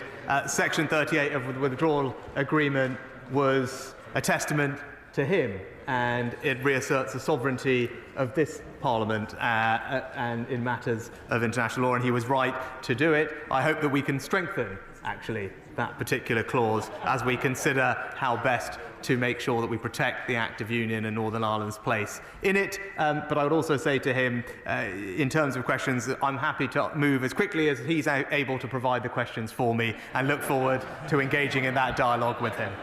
Stephen Farray. Thank you, Mr. Speaker. My party can give a broad welcome to this agreement. There are some positives in it that address a range of challenges that have been clear for some period of time. However, for us, the key test is the preservation of Northern Ireland's dual market access. And in that regard, my party has massive concerns around this potential Stormont break. So does the Prime Minister understand that there are real dangers that this process could add more instability into the Assembly? And can I stress to him that the petition of concern is controversial given its abuse in the past, and also create uncertainty for businesses regarding ongoing single market rules, particularly with a view to investment into Northern Ireland? So will he meet with our party to discuss this in more detail, to clarify what's potentially being proposed? Can I thank the honourable gentleman for the engagement that he and his colleagues have had with me and the Secretary of State over the recent weeks. It's been helpful. And of course, I can assure him I look forward to talking to him again very soon to explain the Windsor framework in detail. And he makes a good point. There are many people, communities, businesses in Northern Ireland that value their access to the European Union single market. They value, rightly, not having a hard border on the island of Ireland, and we have strived to protect that in this agreement whilst ensuring Northern Ireland's place in our union and protecting and safeguarding its sovereignty. I believe that the Windsor framework does get that balance right, and I look forward to having that conversation with him. Sir Mike Penning. Speaker, can I say at the outset our thoughts and prayers are with the police officer who was attacked by people calling themselves the new IRA, and there's nothing new about people that are callous murderers or attempted murderers. They're still the IRA, and they always will be, like the days when I served in the province. Can I congratulate the Prime Minister on negotiating this excellent agreement? But part of the reason that the EU has moved, perhaps, was the threat of the European bill coming through this House. They clearly woke up and smelt the coffee as to how bad it was going to be for them and for the Republic of Ireland. And do you think that was part of the reason why you got such an excellent deal with the European Union? Well, Mr. Speaker, I'm sure that the bill did create the conditions for us to have the negotiation that we did, but as the government said at the time and was clear about, that its preference was always a negotiated outcome if one was available, and today we have achieved a negotiated outcome that provides the certainty and stability that we need, that resolves the issues that we set out to resolve. It safeguards Northern Ireland's sovereignty, it protects its place in the Union and guarantees and provides for the free flow of trade around the UK internal market. It's because we now have the Windsor framework, this new agreement, that we no longer need the bill and we will no longer proceed with it, and this agreement can start bringing benefit to the people of Northern Ireland as quickly as possible. Smith. Thank you, Mr. Speaker. As Chair of the All-Party Group on Ireland and the Irish in Britain, the state of relationships between London and Dublin in the last few years has been of great concern to many of us, and the hundreds of people in this place who are of Irish or Irish origin. So we need to look to the future, we need to learn from that. And that in mind, he talks about the Good Friday Agreement in all its dimensions. That includes strands 2 and 3 that offer us great potential, if they're fully implemented, to embed some of this agreement and look to the future. Will he now commit his party and other members here join in, making sure that the operation of strands 2 and 3 and our cooperation with the Irish Government goes forward in a much better sense than it has?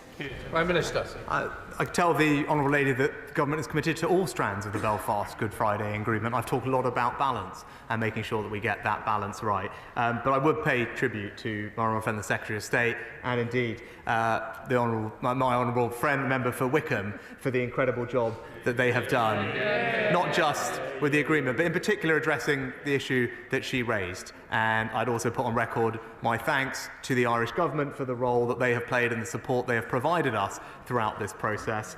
We look forward to continued positive and constructive dialogue with them. That's what my colleagues and I will do as we make sure that we capitalise on all strands of the Belfast Good Friday Agreement. Thank you, Mr. Speaker. Northern Ireland has such a precious and integral place in the United Kingdom. And it certainly seems to me, reflecting back over the last 5 years, that at any point in that time, if this deal had been on the table, those of us who are Brexiteers, those of us who are Remainers, those of us who are Unionists would have jumped on it. So I really heartily congratulate the Prime Minister, the Foreign Secretary, the Secretary of State and the Minister of State for their excellent work and negotiation here. But can my right honourable friend assure us that, in his view, this Windsor Agreement now fully restores the Act of Union and the Belfast Good Friday Agreement? Prime Minister. Can I thank my right honourable friend, particularly for her support, given her long-standing credentials in this area and the passion with which she believes in our union. I'm grateful to have her support, and I also can give her that assurance. This absolutely does meet the requirements and consistency with the Act of Union and the Belfast Good Friday Agreement, as she rightly said. We've worked very hard to get to an outcome that does, and I'm really pleased that the Windsor Framework delivers for her and everyone else in Northern Ireland. Sammy Wilson. Mr. Speaker, I welcome the 18-minute confession which the Prime Minister undertook about the damage which the protocol which his government signed has done to Northern Ireland. But could I remind the Prime Minister that although he talks about 1,700 pages of EU law being removed from Northern Ireland, hundreds of thousands of pages will still remain. Border posts are still being planned to be built, and the Prime Minister has admitted that future EU laws will apply to Northern Ireland unless, under paragraph 52, his government decides not to proceed with law changes for the United Kingdom as a whole, or he vetoes EU proposals in the Joint Committee. Can he understand why we don't have confidence in that, and why we still fear that our position within the United Kingdom is not going to be restored by this agreement? Mr. Speaker, I think, as the honourable gentleman knows well, the border posts are there to deal with checks in the red lane, and it's something that was always envisaged. It's always something that we said we would do. It's right that for people trying to smuggle goods into the Republic of Ireland via Northern Ireland, that shouldn't happen, and that's why those posts are there, those inspection facilities, and the investment in them is to make sure that we can do those checks properly, as we assured the European Union we would do. That's part of having a functioning green lane, is having enforcement of the red lane. To his broader point about EU law, as I said, less than 3% of EU law applies in Northern Ireland. It applies with the consent of the people of Northern Ireland. As he knows, the consent vote next year allows them to remove all of these laws and have a new approach. But it is there because, as we've heard, there is a balance to be struck. And Northern Ireland's communities, businesses do value not having a border on the island of Ireland. They do value their access to the single market. And we're at the position where we have the minimum amount of law required to fulfil that purpose.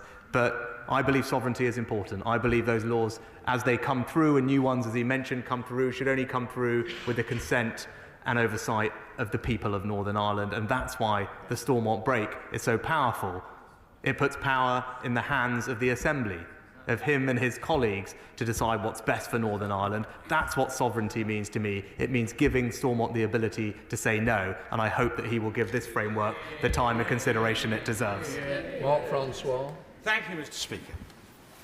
I thank the Prime Minister for his statement, and also for publishing both the White Paper and the legal text on the same day, which will materially assist the whole House. As a former Chancellor, he knows well that on Budget Day, the government put a good gloss on whatever they're putting to the public. But then you have to read through the Red Book to just check on the fine detail.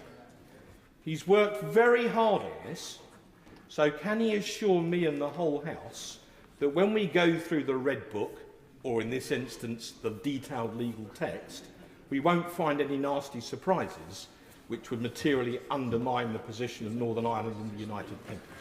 Prime Minister. Can I thank my honourable friend for his comments, and I'm pleased that we were able to publish all the documentation. I know this was something that was important not just to him and the honourable member for Stone, but other colleagues as well. It's the right thing to do, and as I said, I want to give everybody the time and the space to consider the detail of the Windsor framework. I believe it meets the objectives that we set out to do. It provides for the free flow of goods within the United Kingdom. It ensures Northern Ireland's place in our union, and it safeguards sovereignty for the people of Northern Ireland. I look forward to engaging with him and his colleagues over the coming days to answer his questions and provide any clarifications. And I'm confident that when he goes through the detail, he will see that this is a good agreement. It is the right agreement for Northern Ireland, for the people of Northern Ireland, and it's a way for our United Kingdom to move forward together. Thank you, Mr. Speaker, and can I associate myself with the comments and sentiments for the families of Betty Boothroyd and DCI Caldwell. The people of Northern Ireland have been through so much. This is a very welcome opportunity to make progress, but as the Prime Minister no doubt knows, clearing up the messes that other people's make can be a never-ending job. The House of Lords is currently debating a bill that will delete over 60 areas of regulation which are not covered by the protocol. A process that the EU has already said will start a trade war if it goes through, that the Northern Ireland Human Rights Commission says undermines the Good Friday Agreement. It covers issues like electrical safety and food standards and farming standards. So in order to support what he's presented to the House today, Will the Prime Minister confirm that all remaining retained EU legislation will be retained in Northern Ireland itself, using the powers that he has that Stormont currently can't exercise? Because if he doesn't, how can anybody have confidence that we will avoid the regulatory divergence and that trade war that could undermine everything he's presented today? Prime Minister. Well, Mr. Speaker, the rule bill and that legislation is passing separately to these arrangements. But what these arrangements do provide for is for the appropriate sovereignty in Northern Ireland, for the Stormont Assembly to have that say, more than a say, to be able to block new goods, EU goods laws as they come down the pipe if they're not happy with them. And as you'll see in the command paper, we've committed to a range of other things to ensure that we protect against trade and regulatory divergence, including dialogue with businesses in Northern Ireland, but also with the European Union. And as she studies the detail, hopefully she'll be reassured that we've protected properly against that. Sir Ian Duncan-Smith. Mr. Speaker, can I associate myself with my right honourable friend's comments on Betty Boothroyd, who was my first speaker when I arrived here. She'll be greatly missed, and also with the comments about the brutal attack on Peter Caldwell. Can I commend my right honourable friend for his diligence, hard work, and that of his team in pursuing this, regardless of the obstacles that lie in his way, from a reluctance of the EU to admit anything about the problems that have been taking place as a result. And can he remind him that, for me, at the end of the day, the restoration of the Good Friday Agreement, as having served in Northern Ireland myself and lost friends who didn't come back from Northern Ireland, is the #1 item that I see. But on that, I noticed when I was looking through that the Stormont break is not quite as defined as it might be, and I just wondered if he could clear this up. I see there's a phrase there that says it can only be used if there's significant impact specific to everyday life, and I wondered who makes that decision as to what marks significant. And the second point is, can the EU demand countermeasures if it is deployed by them?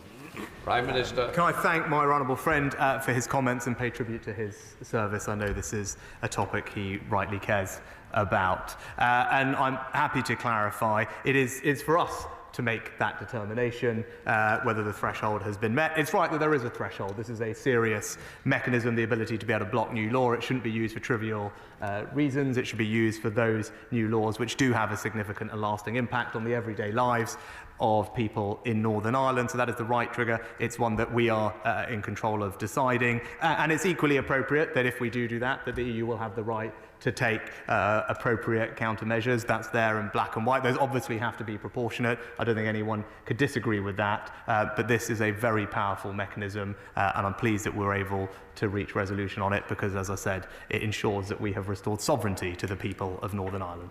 Liz Saville-Roberts. There is, of course, much to welcome in today's statement, but I must press the Prime Minister on a specific. In his statement, the Prime Minister casually mentioned the burdens on shipments between Holyhead and Dublin. He failed to mention that pre-Brexit, around 30% of all trade through the port that went on to Northern Ireland from Dublin. That trade is reorientating as we speak in real time, aggravating the already devastating impact of Brexit on the port of Holyhead. Can the Prime Minister clarify whether this new agreement will guarantee seamless trade between Northern Ireland and Wales via Dublin? And if not, will he recognise that green lanes will disadvantage Welsh ports? Prime Minister. Well, Mr. Speaker, what this is about is ensuring the free flow of goods within our United Kingdom. That's what the Green Lane is there to do. It is always going to be the case after we left the European Union that sending things to the European Union from the UK would be different. And what this agreement is about is prioritising trade within the United Kingdom's internal market, and the Green Lane that we've delivered through this framework does exactly that. Yeah. Sir John Redwood. Who will decide which EU laws will apply in Northern Ireland, and on what basis will they make that decision? Prime Minister. Well, going forward, Mr. Speaker, when the executive is up and running, as I hope very much that it will be for the Assembly in Northern Ireland to decide. For those good rules in Annex 2, which are the ones of most concern, the Stormont break will apply. There will be a process of scrutiny, and using the petition of concern mechanism, that 30 MLAs from two parties can trigger the Stormont break, which then allows the UK government to veto them at that moment. So that's why this is important, because now it will be the institutions of Northern Ireland that get to make that decision. Ian Paisley. Thank you very much, Mr. Speaker. Can I do add my sincere comments to the attempted murder on DCI call? Well, a person who was on his family are known personally to me, and I thank the Prime Minister for the comments. And I hope that the Sovereign will in fact make a statement about the attempted murder of a police officer in Northern Ireland. I think it would be appropriate and fitting. The Prime Minister has quite rightly indicated that trade is so important to all of our United Kingdom. In paragraph 47 of the paper, it indicates in particular with regards to veterinary medicines for our animals. Our agri-food sector is huge. It feeds multiples of millions of people here in GB. Yet it says that half of all product lines are at risk, and as part of this agreement we have put in place a grace period arrangement that will expire in less than a year and a half. Prime Minister, that is utterly useless for our agricultural sector. That will actually make it more difficult for our farm businesses. Our livestock too, if we move it from County Antrim to Ayrshire, we would have to leave our livestock there if it wasn't sold in the marts in Ayrshire for at least 6 months. That has not been addressed. If the Prime Minister were to move cattle from Yorkshire to Lancashire and was told that we'd have to stay in Lancashire for 6 months, he would be not amused by that. Our farmers are not amused in Northern Ireland. It is our single largest trade. Will these issues be fixed, or is this a failed process already? Prime Minister. Well, I joined with the honourable gentleman in supporting our farmers, whether in Northern Ireland or indeed in Yorkshire. And actually, with veterinary medicines, the agreement we have reached, it lasts 3 years till the end of 2025. Which provides us with the time and space to agree a more permanent solution with the European Union, which, as today's framework demonstrates, we are more than capable of doing, as we have resolved all the other issues that were in front of us. And I would point him to the solution that we have reached on human medicines, which I think everyone can agree are of vital importance, where we have achieved a form of dual regulation which ensures the full availability of medicines across the entire United Kingdom, with the UK regulatory authorities being the ones in charge. I think that is what he should look to, alongside all the other things that we have solved today, to have confidence that between now and 3 years in 2025 we will put a permanent footing for vet medicines on the table.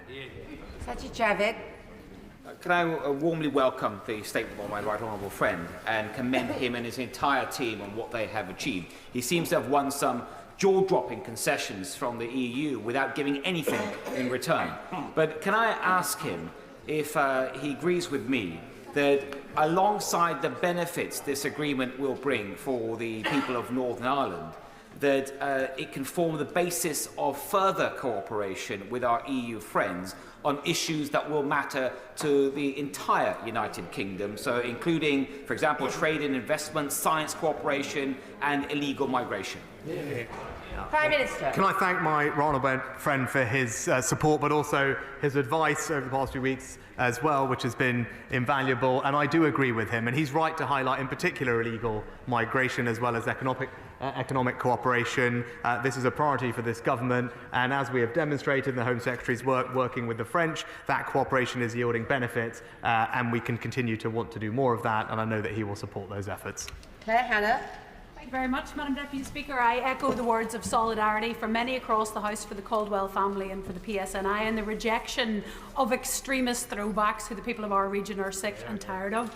We all want to see simpler post-Brexit trading arrangements, so we sincerely welcome this progress and commend the Prime Minister on taking a much more constructive approach than his predecessors. I will reiterate that there are many political outlooks in Northern Ireland, and it is a fact that most people, most parties and most business representatives value our single market access, our high food standards and our 1998 agreement. So that we maintain the huge opportunity of the protocol, will he commit his government to loudly championing our unique dual market access, Will he work to prevent vexatious use of the Stormont break, and will he keep a focus on restoration of the Stormont executive to allow those who genuinely believe in democracy and consensus to get back to serving the people they were elected to? Prime Minister.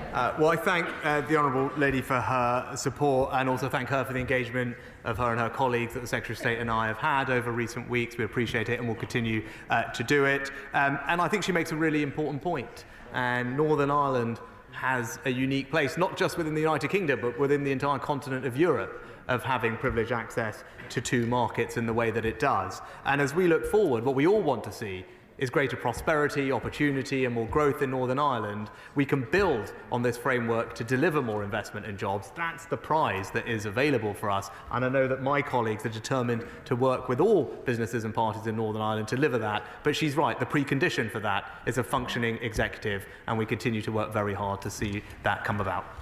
Dr. Liam Fox. Thank you, Madam Deputy Speaker. Can I congratulate my right honourable friend and his whole negotiating team, whose quiet confidence and competence has led us to an agreement which, frankly, many people would not have thought possible. And can I ask him to say something specific about the role of the First Minister and Deputy First Minister in the joint committee, which will be key to boosting transparency and accountability? And may I say that, in general terms, may I hope that this new tendency to under-promise and over-delivery becomes the hallmark of the whole government. Prime Minister. Can I thank my honourable friend for his support? It does mean much to me, because I know on the topic of Brexit is something that he obviously has thought and done a lot about over the years, so his support means a lot to me. And he's absolutely right. There was a feeling, a fair feeling amongst communities, parties and businesses in Northern Ireland that there simply wasn't enough engagement and representation about how arrangements were being implemented on the ground. We have fixed that with today's framework. There are a range of new structures and mechanisms for that engagement to take place, including for the First Minister and Deputy First Minister to attend those sessions of the Joint Committee that concern the Windsor framework and anything else in Northern Ireland. That is a positive step forward and ensures that we'll be able to make this work on the ground, and he's absolutely right to highlight it. Alison McGovern. Thank you, Madam Deputy Speaker. Whatever the disagreements that all of us have, it's good to hear the Prime Minister today pay respect to the principles and the detail of the Good Friday Agreement. So can I ask him about our membership of the ECHR, which plays such a central role to that agreement, and can he confirm that under his government we will not be leaving the ECHR? Prime Minister. Madam Deputy Speaker, the UK is and will remain a member of the ECHR. Today's agreement is about Belfast Good Friday Agreement. She was right to highlight it and restoring the balance in that agreement, and I'm pleased that the Windsor framework restores that balance, and I thank her for her support. Shays Farrell. Thank you, Madam Speaker. Myself with my right honourable friend's comments earlier concerning Betty Boothroyd and DCI Caldwell, and we of course all wish him a speedy recovery. I congratulate my right honourable friend, along with his entire negotiating team, on the massive strides that he has been able to make regarding this very complex and difficult issue, and I, for one, wish him well with this agreement. The Stormont break is critical to the agreement, and I'm particularly pleased that it represents a cross-party consensus basis. Leaving aside the current reasons why Stormont is not sitting, the Prime Minister will be aware that in the past, Stormont has not sat for other reasons used by one or other party. If that were to be the case in the future, is there a default mechanism if the Stormont break cannot be exercised? Well, can I thank my honourable friend for his support, but also the advice he's provided to me and the team. This is obviously an area that he knows well from his own experience, and we've very much valued his input. Madam Deputy Speaker, the Stormont break is there to be exercised by the Stormont institution. It is a precondition for its use that the institution is up and running, and that's what everyone in this House wants to see, and this is another good reason to get the institutions up and running so that sovereignty can be restored to Northern Ireland, and I look forward to discussing with the parties how the break should work, but it is important that we get the institution up and running so that people in Northern Ireland have the representation they need. This Windsor framework delivers that ability, but ultimately it's for the people and parties of Northern Ireland to take it forward. Jim Shannon. Madam Deputy Speaker, you're my Prime Minister, so I say that with great respect. This is about more than just solar panels and sausages. It's crucial that the Windsor framework, which you've referred to, does not become the Windsor knot for us Unionists in Northern Ireland. So does the PM understand that any deal which does not include cessation of the European Court of Justice interference in the UK sovereignty, in other words, the real power must lie with Westminster, not with Brussels? The cessation of the state aid prohibition, the cessation of customs protocols within the UK determined by Europe, and the 7 tests set by the DUP and supported by the majority of Unionists within Northern Ireland. The Prime Minister can strike no deal, ever, without bringing the majority of Unionists on board, and to push another deal through this House without Unionist buy-in will offer no result other than another failed deal. Well, Prime Minister. Madam Deputy Speaker, I hope the honourable gentleman takes the time to study the deal in detail, and I hope that he will see after he's done that it delivers against the objectives that I set out, because it does mean that we can have smoothly flowing trade within our UK internal market. It does mean that we have protected Northern Ireland's place in the Union, and it does mean that we have restored and safeguarded sovereignty for the people of Northern Ireland. I know that those are objectives that he shares. This agreement delivers them. I look forward to engaging with him and his colleagues as they study the detail so that we can hopefully move forward together. But I'm confident that this is a good basis and a good agreement for the people of Northern Ireland. Sir Robert Buckland. Thank you, Madam Deputy Speaker. My right honourable friend and the government are to be warmly commended for their statecraft in achieving a significant deal with significant movement from the EU, who now, I think, understand the primacy of the first strand of the Good Friday Agreement, North-South, and East-West, the third strand as well. And does he agree with me that this framework now gives a very clear basis in international law for the government to press ahead with bringing forward some of the measures in the UK Internal Markets Bill that clearly were in conflict with the international law obligations that existed under the old protocol? I thank my right honourable friend, and he makes an excellent point, and he will remember that the government had to drop certain provisions from the UKIM bill guaranteeing unfettered access for Northern Ireland producers into GB because they were in conflict with our international obligations under the protocol. I'm pleased that today we can announce, and as in the command paper, that we will legislate to put on statute unfettered access for Northern Ireland producers into Great Britain. That is something that the Windsor framework makes possible, and he's absolutely right to highlight it. Joanna Cherry. Thank you, Madam Deputy Speaker. The Prime Minister is to be commended for tackling one aspect of the mess left behind by his predecessor but one. But of course we should not forget that the Prime Minister himself and most of his colleagues voted for that mess. Madam Deputy Speaker, it's very important to be clear about the role of the European Court of Justice in this framework. The EU President, Ursula von der Leyen, has said this afternoon that the European Court of Justice will still have the final say on EU law and single market issues. That's correct, isn't it? Yes, as a simple matter of fact, it is the European Court of Justice which is the final arbiter on matters of EU law. That's what the President said. She's right. That is simply the legal fact of the case. Greg Clark. Thank you very much indeed, Madam Deputy Speaker. Can I strongly welcome my right honourable friend's personal achievement, ably supported by the Foreign Secretary and the Northern Ireland Secretary in securing this deal. It is wholly wrong that the European Commission damaged scientific research by blocking the UK's association with the Horizon and Copernicus programmes and nuclear cooperation through Euratom, which have nothing whatsoever to do with the Northern Ireland Protocol. Mrs von der Leyen earlier today indicated that the EU had changed its mind on this, changed its position. Is that my right honourable friend's understanding? If so, scientists and engineers will welcome it, but will he implement a viable UK alternative should delays persist? Prime Minister. Well, I thank my right honourable friend for his support, and he's right to highlight the many areas of cooperation that we can and should have with the European Union. Science research is one, but illegal migration is another that the Right Honourable Gentleman for Bromsgrove brought up, and the whole range of possibilities around energy security, climate change and others. But he's also right that we should always reserve the ability to have a UK alternative to Horizon. That is something the government said it would do, and I know that he has fed in about how best to do that, and I look forward to having that dialogue with him as well. Colin Lockhart.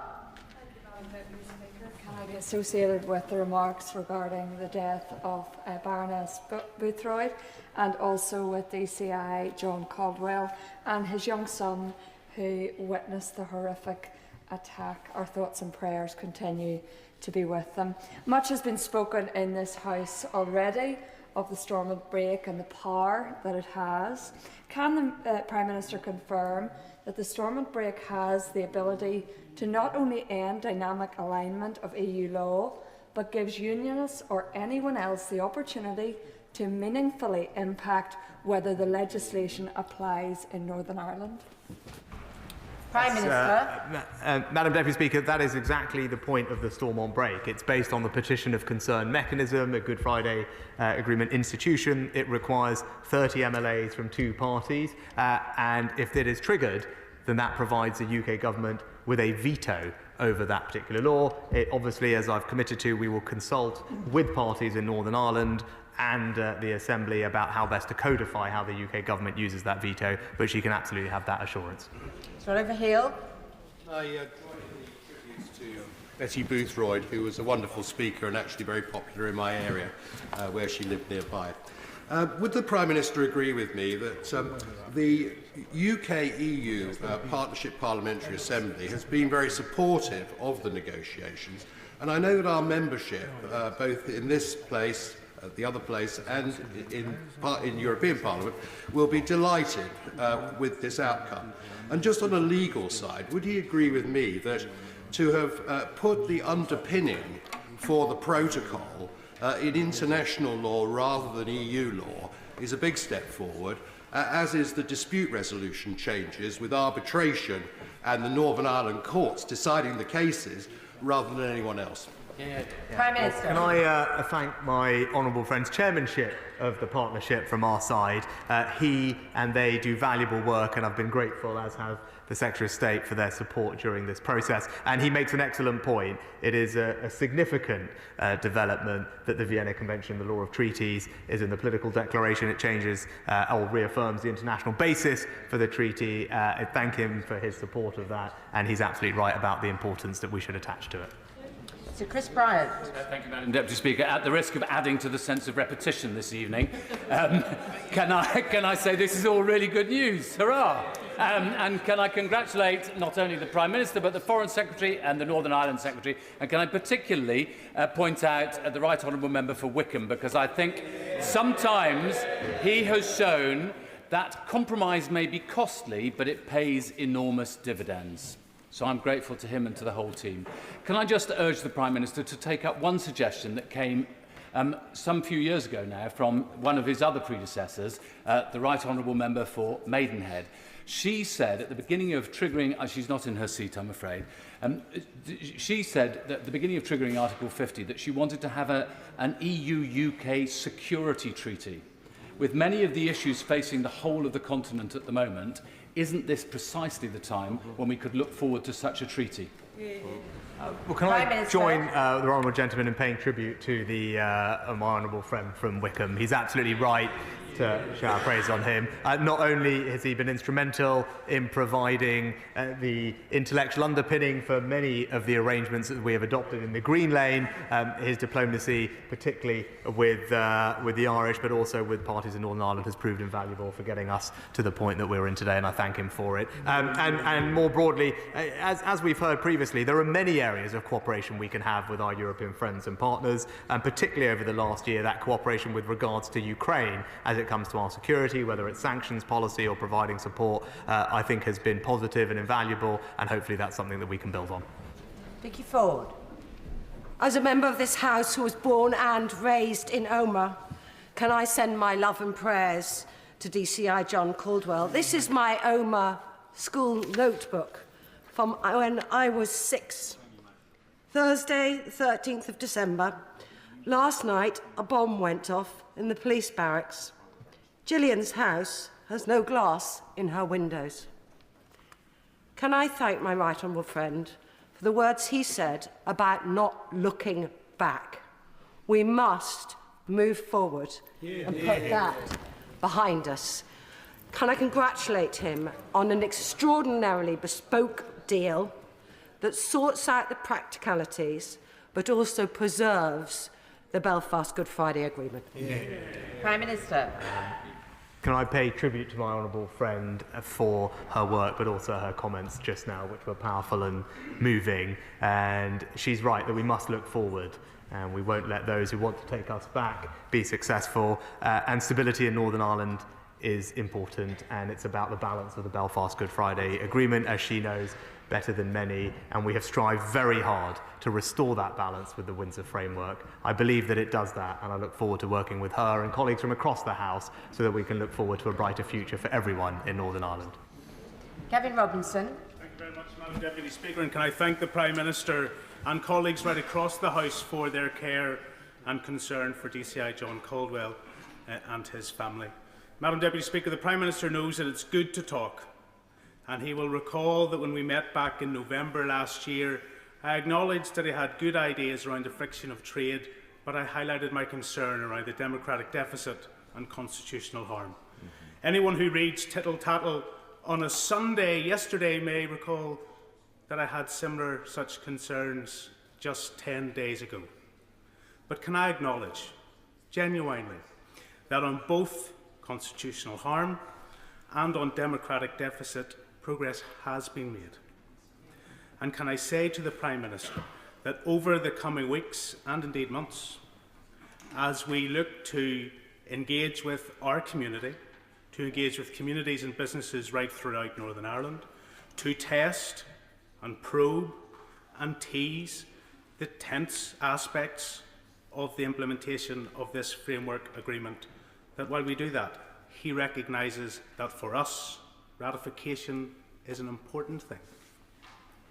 And does he recognise that having had so many false dawns and failed starts over the last 4 or 5 years of political commitments from that side of the House, that ratification will need to occur before we can take any final decisions? Prime Minister. Madam Deputy Speaker, can I thank the honourable gentleman for his intervention and also thank him for the engagement that he has had with me and the Secretary of State. It is good to talk, and there has been plenty of it, and it has been extremely valuable in us reaching today's framework and agreement. And I can assure him that I will give him and his colleagues and community the time and the space to consider the detail, and that I will work with him to answer any questions that they have, to provide any clarifications that I can, so that hopefully we can move forward together, because I believe that is what he and the vast majority of people in Northern Ireland want to do. But he's right, and I acknowledge the frustrations that they feel about what has gone before, but I hope today means that we can start a new chapter as we look forward and build a brighter future for Northern Ireland together, and I welcome doing that with him. Sir Robert Neal. Thank you very much, Madam Deputy Speaker. Can I congratulate the Prime Minister upon an exceptional achievement, because we've resolved something which was difficult. We've done it in accordance to law. And I'm glad to see the attorney here, because the fact that you've acted in international law is immensely important. Can I then ask him to turn his mind to one small other matter, which is Gibraltar? I'm glad to see the Foreign Secretary with him. If we can resolve the issues in relation to Northern Ireland, can we now swiftly move with the Foreign Secretary's support to resolve a few remaining issues for the territory of Gibraltar, which requires a few adjustments and good sense to get itself into a better position in our new relationships going forward? Prime Minister. Can I thank my honourable friend for his warm words of support and assure him that the Foreign Secretary in particular is intensely engaged with his counterparts in Spain to try and find resolution on the issues that are outstanding, but also join him in paying tribute to the attorney for the support and advice that she's provided to us throughout this process. It has been invaluable. Her and the previous Attorney General did exceptional work on this tricky issue, and I'm glad he is pleased with today's outcome. Mary Kelly Foy. Whilst I welcome the progress made today, due to recent governments' wasted years of arguing with the unionist parties instead of negotiating with them to bring about a deal, many communities in Northern Ireland have been ravaged by poverty and debt and the rise of paramilitary gangs preying on ordinary people just wanting to live their lives. So will the Prime Minister commit to ensuring that the new protocol will begin to repair the damage done and restore peace and prosperity for all communities in Northern Ireland? Prime Minister.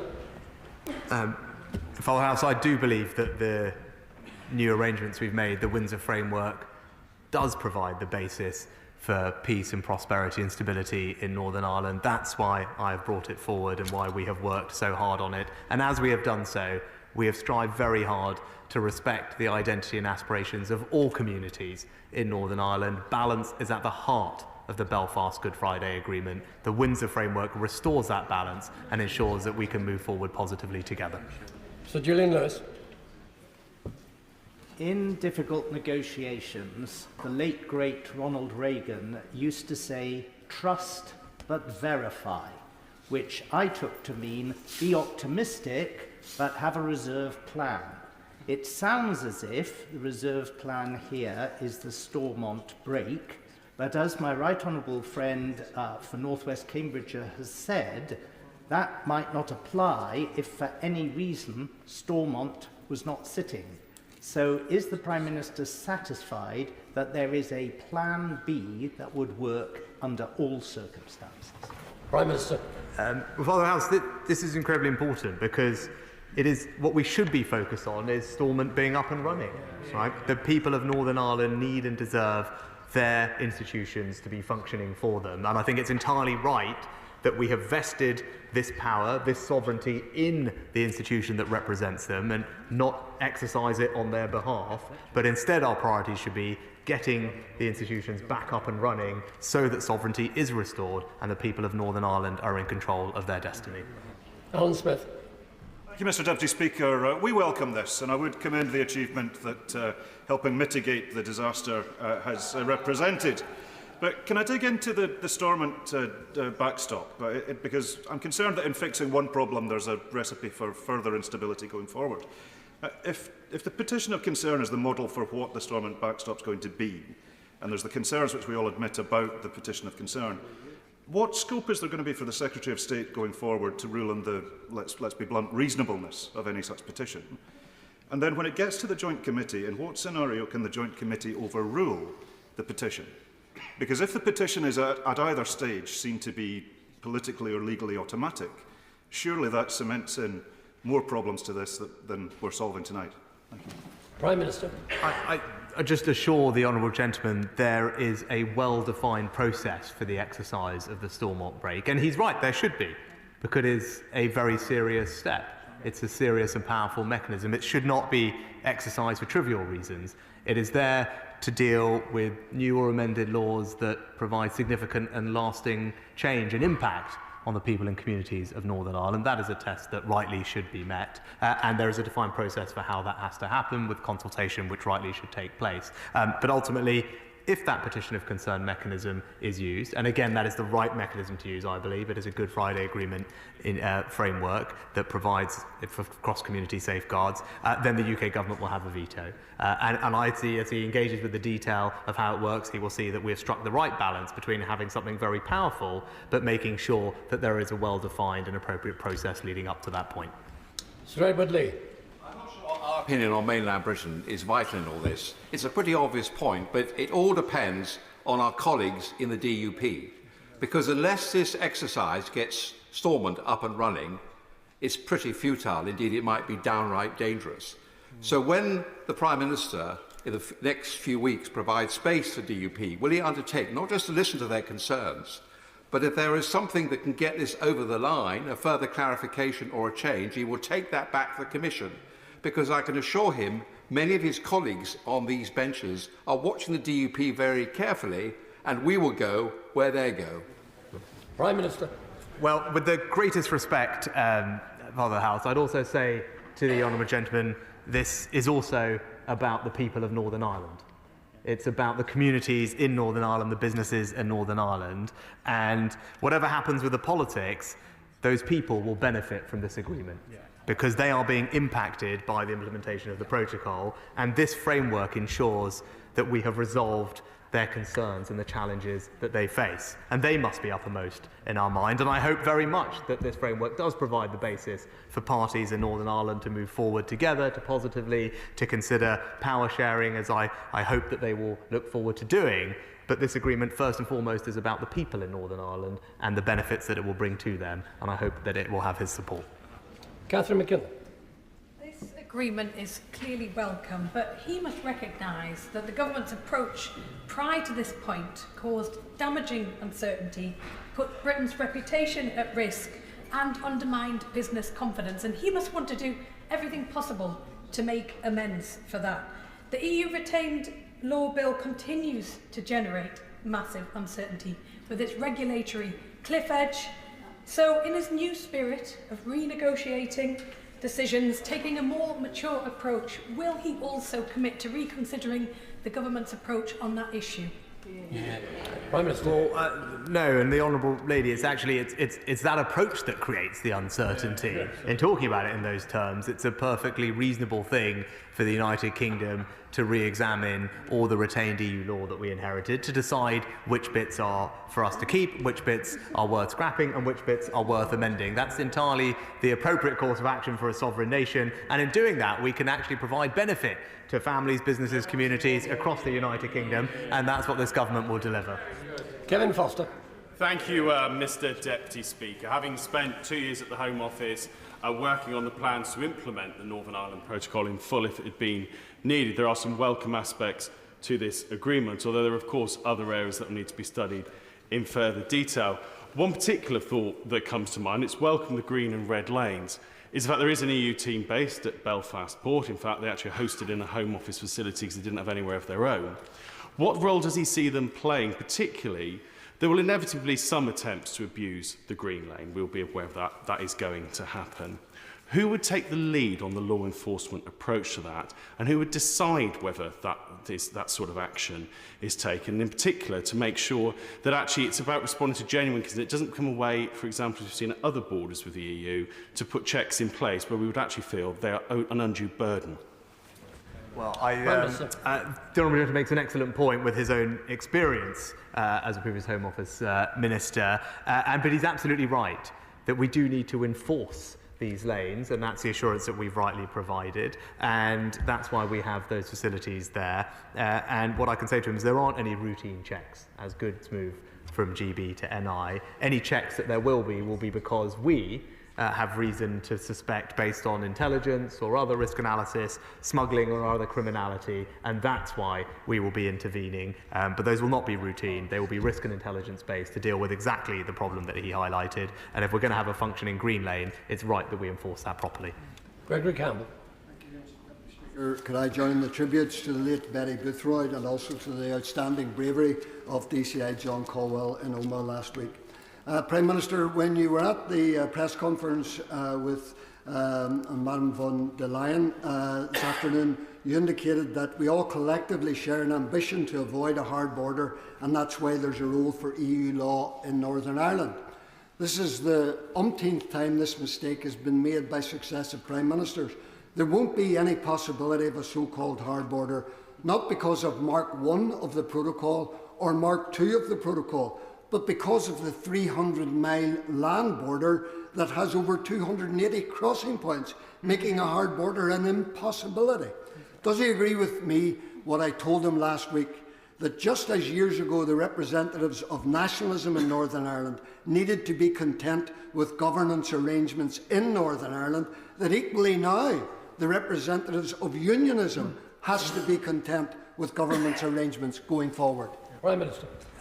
Well, I'd say to the Honourable Gentleman that I have spent a lot of time, care and attention listening and engaging with the concerns of unionism in Northern Ireland, their concerns with the protocol, and they've been uppermost in my mind as we've gone through these deliberations, and I have strived and tried my utmost to deliver against those objectives, and I believe that this framework does do that. But he talks about the role of EU law, and I would say to him and his colleagues and everyone else, that is the reason that it is there. But ultimately, it is for the people of Northern Ireland to decide. He knows, as I do, that there is a consent vote that happens next year that provides approval for that set of arrangements. But I recognise that that is a blunt mechanism. It is an all or nothing mechanism, and it is right that we have greater sovereignty for the people of Northern Ireland. The Stormont Break delivers it. It allows the Assembly, it allows 30 colleagues from 2 parties to decide if the new EU laws, Annex 2, that were put in the test of his party, if those are ones that he feels are unacceptable, that then there will be an ability to block them working with the UK government. I think it is a powerful safeguard for Northern Ireland's sovereignty. It is something that I hope he gives time and consideration to, and I look forward to engaging with him and his colleagues over the coming days and weeks on it. Robin Walker. Thank you, Mr Deputy Speaker.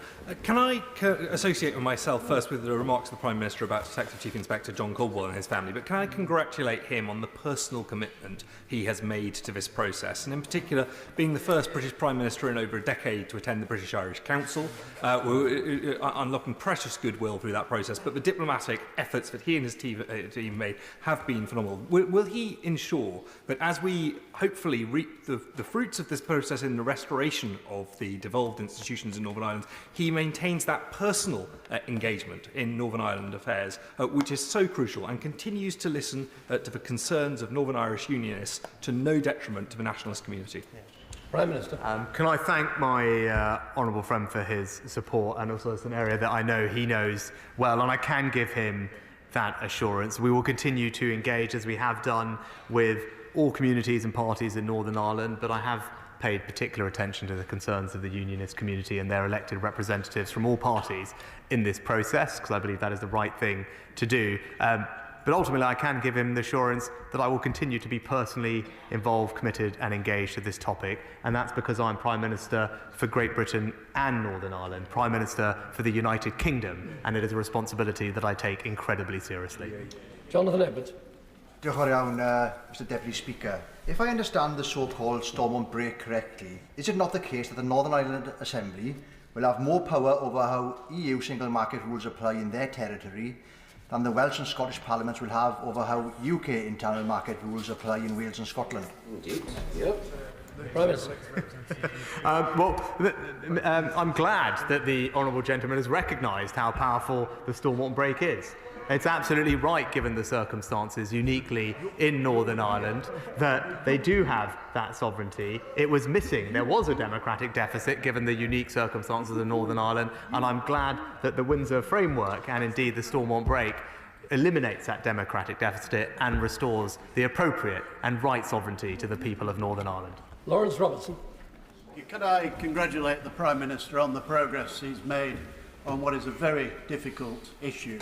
For clarification, can I ask him, if there's a manufacturer in Northern Ireland whose products have no intention of being exported, they're going to remain in the internal market, do they obey UK standards or do they have to obey EU standards?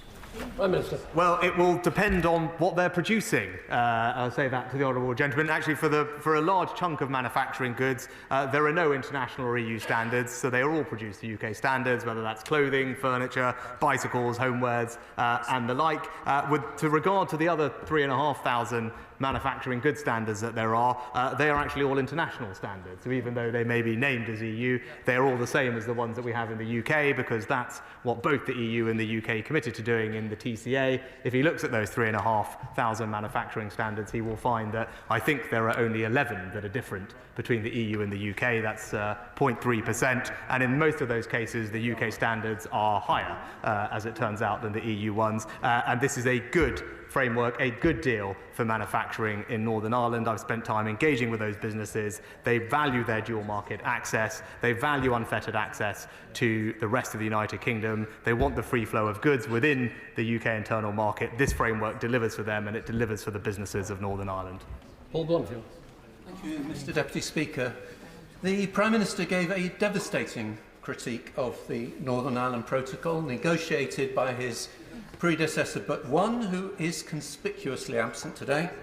Now, clearly he was right, so this agreement is good news. But can I press him a little further on an earlier answer that he gave?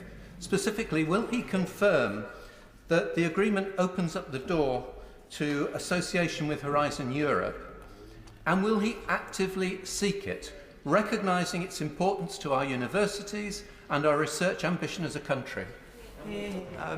Well, as I said, research cooperation is one of the many areas that we can continue to cooperate with the EU. Our focus today is on the Windsor framework to ensure that we can resolve the issues with the protocol and move forward for Northern Ireland. And that will be our continued focus in the coming days, to make sure that we can talk and explain and clarify this particular agreement. But of course, over time, there'll be a range of other areas that we can work with the EU on, including energy security, research, but also illegal migration. And I look forward to all those conversations. Alberto Costa. Thank you, Mr Deputy Speaker. South Leicestershire is home to one of the largest logistics parks in the whole of Europe. Will the Prime Minister reassure those businesses in South Leicestershire that trade across the UK, specifically Northern Ireland, that his Windsor framework will allow for smoother trade between Great Britain and Northern Ireland? I can give my honourable friend that assurance. The smooth flow of trade around our UK internal market is central to what this framework delivers. It builds on the proposals that my honourable friend from Wickham put forward some years ago. I'm pleased that we've been able to put those in practice in the delivery of our Green Lane, and I know that the cause of the Union is one that my honourable friend cares passionately and rightly about, and I'm pleased that this framework strengthens our Union. Paul Govan. Thank you, Mr Deputy Speaker. Prime Minister, just before I start off, I would like to pass on my thoughts and prayers to the DCI Caldwell's family at this time, and to the wider PSNI family, who I know are fearful of what might potentially happen. And I don't put this as being any accident. I think the timing of such incidents are crucial to what we're even discussing here today. But I want to just ask Prime Minister, in relation to what we call the green and red lanes. I enter a country and I always see a border, and at a border you will have green and red lanes. I still have the perception that I'm at a border, irrespective of what I see, because I'm being told that there are green and red lanes. That does cause concern. The other aspect that I have real concern for, I'm glad it's called a framework, because a framework is something which has to be built and added to, and I'm glad that it's not actually an agreement as such, because an agreement we see is written in stone and can't be changed, as we were told by the so-called protocol bill that we had, or protocol deal that we had before, and it could not be changed, and those who wanted to change it said we couldn't. And I'm glad to see that we have a number of what I call people who have been converted over to actually taking a slightly different stance in relation to what we had to endure and we voted against. But in doing so, I have a lot of agricultural businesses in my constituency, many of which would bring cattle back and forward to the did bring cattle back and forward to mainland GB for shows or for sale. And now I am reading today, or hearing today, that yes, if you have a pet, you might be better calling your cow one of your pets rather than so you can bring it back. I want to ensure that this does not happen and we are allowed to bring back our cattle and everything else. And any involvement in ECJ does cause major concern for me, because that means I am still taking laws that I have had no control in bringing forward. Well, I'll say to the honourable gentleman, to his last point, the whole point about the Stormont break is so that he does have control over those laws. So I hope when he engages with the detail of it, he will see that we have fixed that problem and put him and his colleagues in the Assembly in charge of their destiny and making sure that they're in control of their laws. But he talks about agriculture. In fact, in all the engagement and knowledge I have of the agricultural sector, it's actually one where dual market access is incredibly important. He talked about cattle. He will know that the dairy industry on the island of Ireland is deeply integrated. The meat processing industry, deeply integrated. All of those businesses said to the Secretary of State that they wanted to ensure no disruption to those supply chains, back and forth between the Northern Ireland and the Republic, and anything that put that at jeopardy would be a mistake for them, their jobs, and that is what this framework delivers. It ensures that we've protected Northern Ireland's place in the Union, ensured the free flow of goods around our UK internal market, safeguarded the sovereignty of the Northern Irish people, but crucially protected exactly those agricultural businesses and the things that were important to them. And I hope when he studies the detail, and I look forward to discussing it with them, he will see that we have struck the right balance, the right thing for Northern Ireland, its businesses, its agricultural industry, and I hope that it's something that he will engage with me on. David Jones. Mr Deputy Speaker, the command paper tells us that the framework narrows the range of EU rules applicable in Northern Ireland to less than 3% overall by the EU's own calculations, which is, of course, highly welcome. Would my right honourable friend agree to publishing a definitive list of the EU rules that will remain so that colleagues may consider them when assessing the impact of the agreement? I'm happy to look at it. I think that list already exists, Mr Deputy Speaker, but the key thing is exactly that. It is less than 3%. It is there in black and white. I'm not pretending it's not there, and it's there for the reasons that we have discussed earlier today. It's about ensuring no border between Northern Ireland and the Republic. It's about ensuring those Northern Ireland producers that value it and businesses have access to the EU single market. But crucially, even though it is less than 3%, it is there with the consent of the Northern Irish people. And this is what is the most important thing, less whether it's 3%, 5%, 2%, but whatever is there with consent. It was there with a consent vote next year, but that vote was too blunt.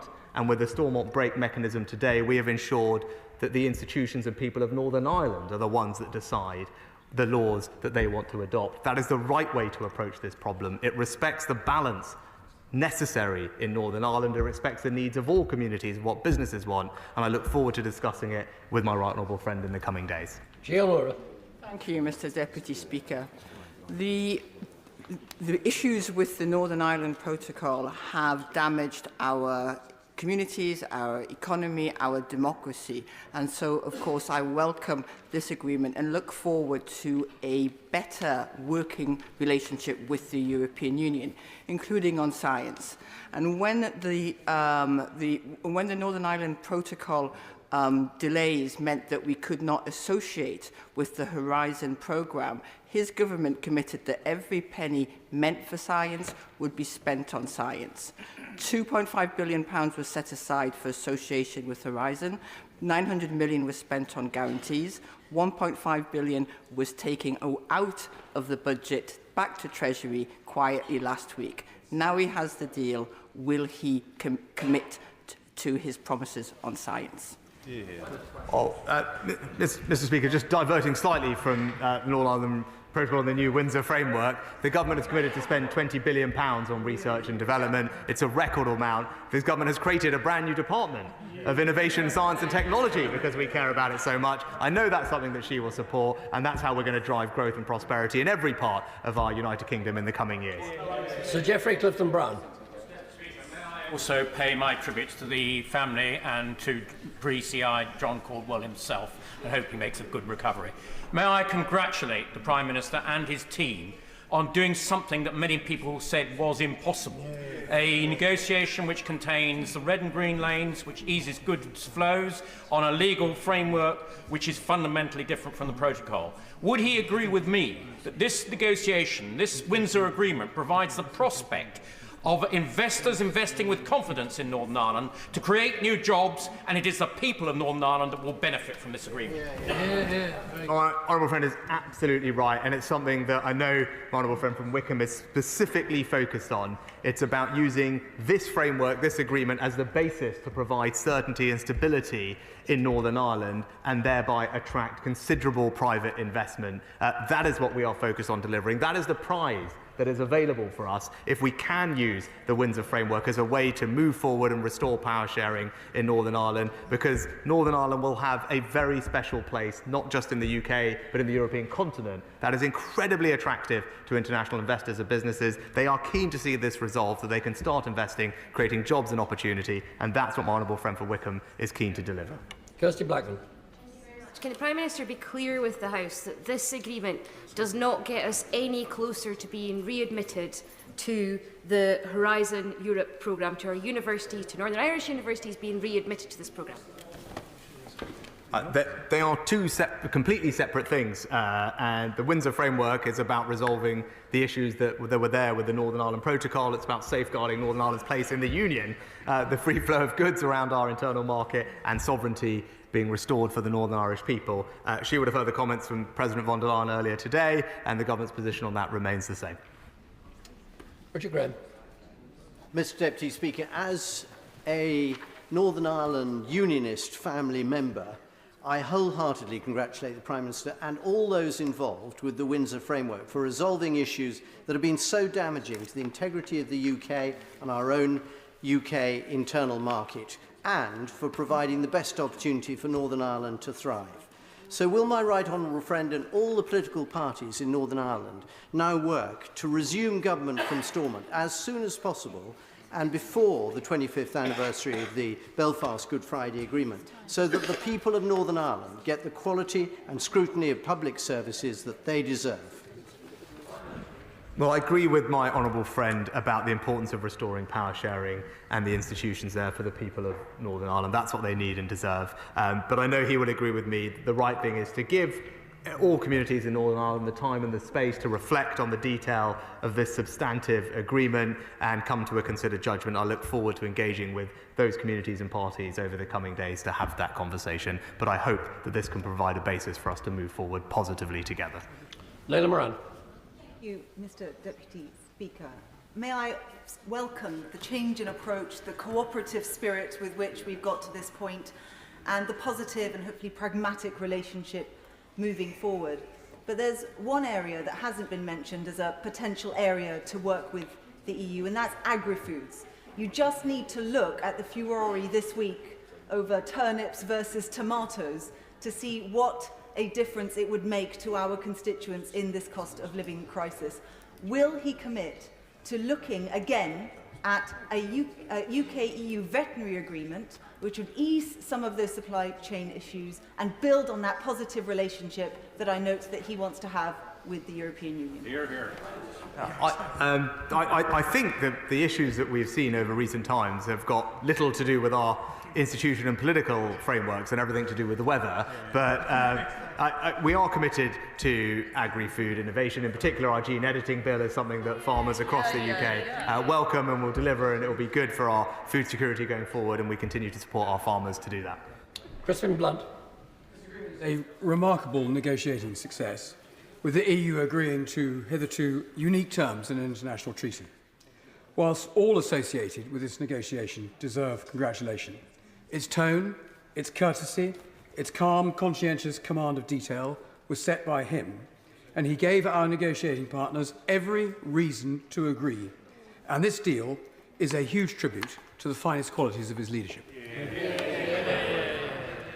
Can I thank my honourable gentleman for those very, very warm and I fear over-generous words, but I thank him nonetheless. But also, just it would be remiss not to pay tribute to my colleagues sitting behind me, who have worked in private, in confidence, behind the scenes for some months to bring us to this place. They deserve enormous credit, supported by the honourable member for Wickham as well. It is an achievement of collective minds, but many people on this House in their various ways have contributed to getting to this point, and I hope that everyone around this House can now support this agreement as a basis to provide a better future for the people in Northern Ireland. Stephen Kinnock.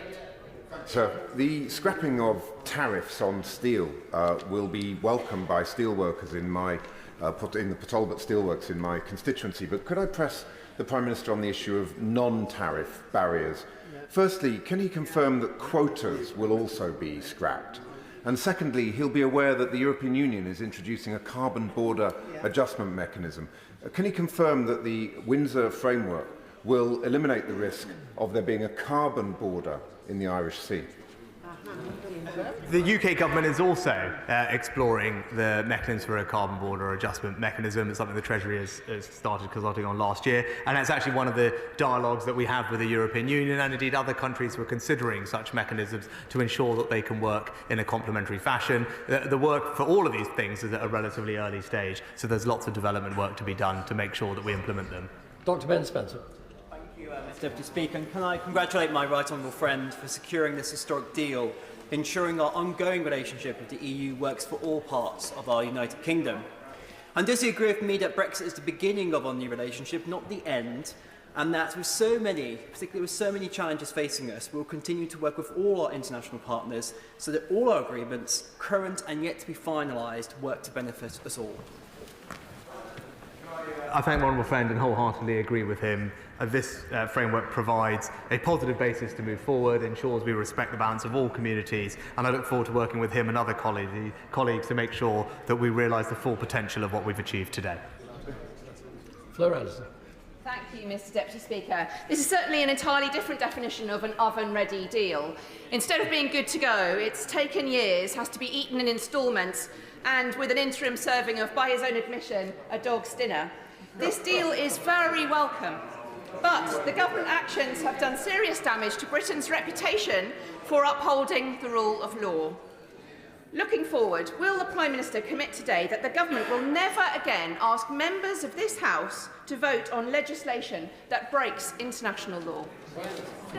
Mr Deputy Speaker, what the Windsor Framework does is provide a legally sound, sustainable basis on which to move forward.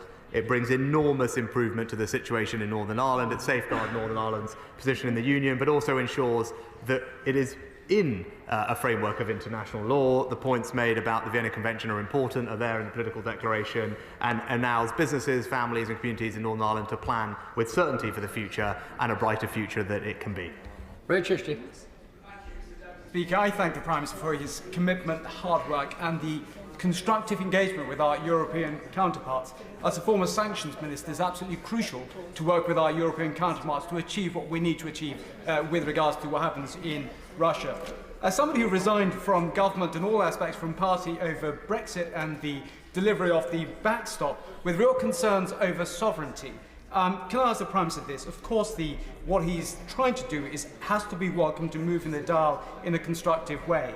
With regards to Stormont break, having looked at the previous emergency break by David Cameron, which unfolded with concerns, can I ask him this? When he says time and space will be given to consider this, there is details to be considered. How long does he think that time will be, and when does he consider bringing this back to Parliament so we can consider that and have look at this in detail? Well, Mr Deputy Speaker, it's important that people do have the time and space to consider it, but I hope we can move through that process with speed, not least because what we all want to see is a restored executive in Northern Ireland. That's what people in Northern Ireland need and deserves. All of us would like to see that happen as quickly as possible, whilst respecting the need for communities to discuss the detail of this. But I look forward to doing that and make myself available as quickly as possible. Martin Doherty-Hughes. I thank the Prime Minister for spending over 2 hours on this statement. I think you all know the importance of it. Mr Deputy Speaker, on page 26, the Prime Minister in his statement and on various occasions talks that the Windsor Framework goes further still, safeguarding sovereignty for the people of Northern Ireland, of course, 56% of whom voted to remain within the single market, and getting a Norway-style deal with Stormont getting a direct say on EU law. Does he therefore not think there's some irony for Scotland, which voted 62% to remain within the single market, that we get absolutely zero? Well, Mr Deputy Speaker, I think the Honourable Gentleman doesn't recognise the unique and specific circumstances of Northern Ireland and the fact that it shares a land border with the EU, the fact that we want to avoid a hard border between Northern Ireland and the Republic, and the democratic deficit that existed with regard to the application of EU law. The Stormont break eliminates that democratic deficit and restores sovereignty to Northern Ireland, and no matter what other political differences he and I might have, I hope that he can recognise that it is an enormous step forward. Dean Russell. Thank you, Mr Deputy Speaker. Can I share comments with colleagues, share thoughts with DCI Caldwell and his family? I think one of the key parts of this deal is the fact that there's lots of detail to it. It's a very complex deal. And can I share that I feel very hopeful and confident that time is being given to review the deal, that it's not being rushed. And may I pay tribute to the Prime Minister and his colleagues for making sure that there's space to do that for all in this House. I thank my honourable friend. He's right. There is a lot in here, and that's because it is a comprehensive agreement. that addresses a wide range of issues that were raised with me and my colleagues about the implementation of the protocol, and that's why we have something that is as substantive as it is. It's because of the hard work of my colleagues, the engagement of the European Union, and it's why I can say with conviction that it does address the issues that were raised. It does secure Northern Ireland's place in the Union and safeguard sovereignty, and as people engage with the detail of it, I hope that they come to the same conclusion. Geraint Davis. Yes, I very much welcome the statement today, in particular the sentence, and we will take further steps to avoid regulatory divergence in the future.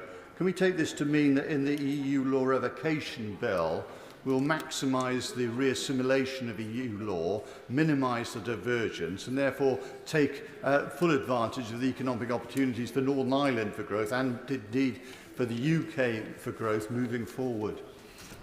No, actually, there are opportunities to do things differently across the UK to drive growth and prosperity, whether that's in life sciences, financial services, fintech and other areas, and we will fully take advantage across the UK of those opportunities.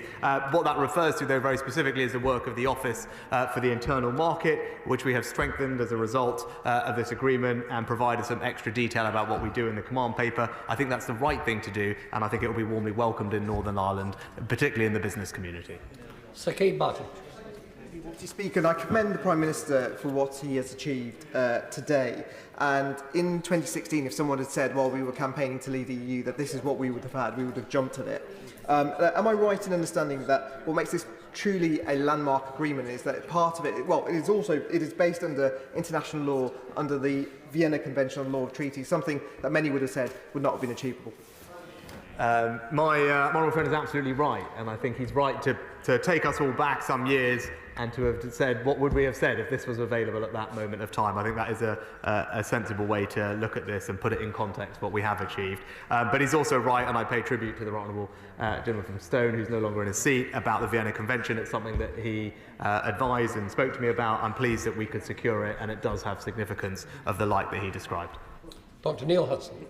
Thank you, Mr. Deputy Speaker. I very much welcome the Windsor framework, and can I congratulate the Prime Minister and his team for securing this historic agreement.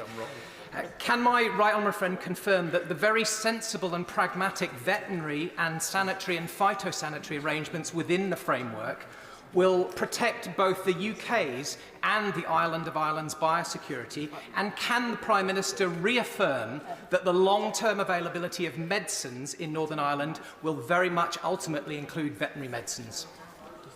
Lots in there, Mr. Deputy Speaker, but he's right. There have been long-standing arrangements in place to protect biosecurity on the island of Ireland, and indeed the respect that the UK has had for the single epidemiological zone on that island. We will continue to respect all of those things. Nothing in this framework changes that. That's something that everyone has agreed with in the past. No one has objected to it, and it's right that we continue to move forward with those procedures. Greg Smith. Thank you, Mr. Deputy Speaker. From the headlines of the Windsor framework, it's clear that a great deal of progress has been made, and I commend my right honourable friend for that. And I look forward to getting stuck in to scrutinising the detail. But as I get on with that exercise, seeking to answer the question, does this framework fully restore Northern Ireland as a full and equal part of our United Kingdom? Can the Prime Minister help me understand how it is under the Stormont break, unprecedented as that mechanism is, that EU law is still presumed to take primacy with an option to opt out of it, as opposed to UK law being the primary law, with an option, should it be right for Northern Ireland, to opt into EU law?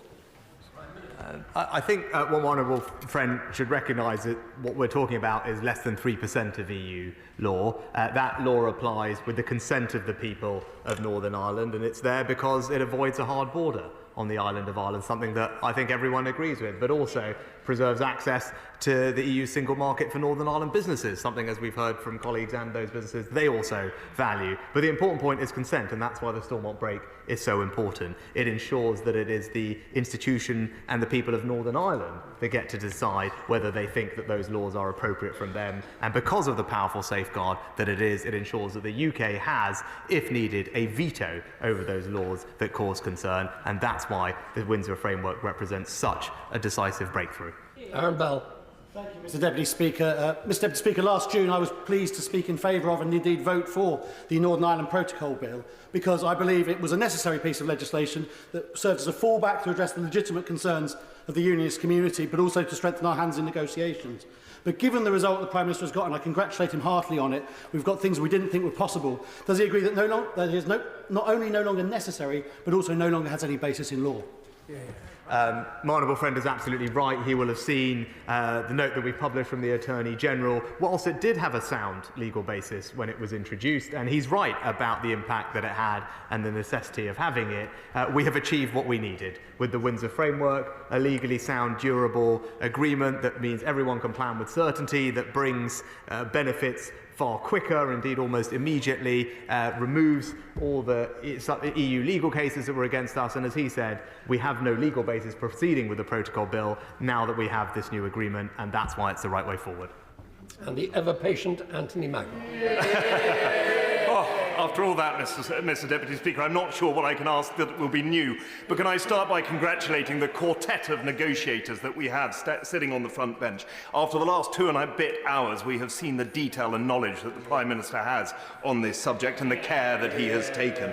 And I hope that this will be the opportunity, Mr Deputy Speaker, to unlock the opportunities through our specialised trade committees to do better for fishing and aquaculture, to see Horizon and Euratom. But can I just specifically ask him, on trade deals and free trade agreements, can he assure me and all members of the International Trade Select Committee that nothing will impact our ability to sign future free trade agreements and that it will benefit Northern Ireland to the same extent?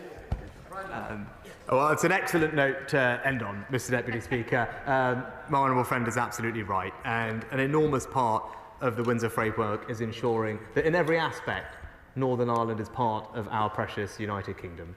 That's what this framework achieves. It ensures that there is free flow of goods across the United Kingdom internal market. It does protect Northern Ireland's place in our union, ensuring that people and businesses can enjoy the same benefits in Northern Ireland that they do elsewhere, including trade deals. And crucially and critically, it restores sovereignty. It safeguards sovereignty for the people of Northern Ireland. It eliminates the democratic deficit. That is why I passionately believe it is the right thing for the people of Northern Ireland. And I hope that as people engage with the detail, they will see that, and it provides a basis on which we can all collectively move forward and build a brighter future for Northern Ireland. Can I thank the Prime Minister and the Leader of the Opposition for their presence over 2.5 hours of this statement, and upon which I think we can probably, whatever our views, feel has been a historic occasion. Thank you. I beg to move that this House do now adjourn. The question is that this House do now adjourn. James Daly. Thank you very much indeed, Mr Deputy Speaker. And before I begin my remarks, I must declare, Mr Deputy Speaker, that I am the joint chair, the proud joint chair of the all-party parliamentary group for boxing. And I believe that amateur boxing is a force for social good in this country, and that is the point and purpose of this debate. And I intend to highlight not only the fabulous work that's going on with amateur boxing clubs throughout the country, but the real social value that is being added by them. And after the historic events we have just been talking about, it is somewhat appropriate, I think, that my journey into boxing, Mr Deputy Speaker, began on a cold, even though I wasn't born at the time, a cold night on the 1st of March 1948, when at the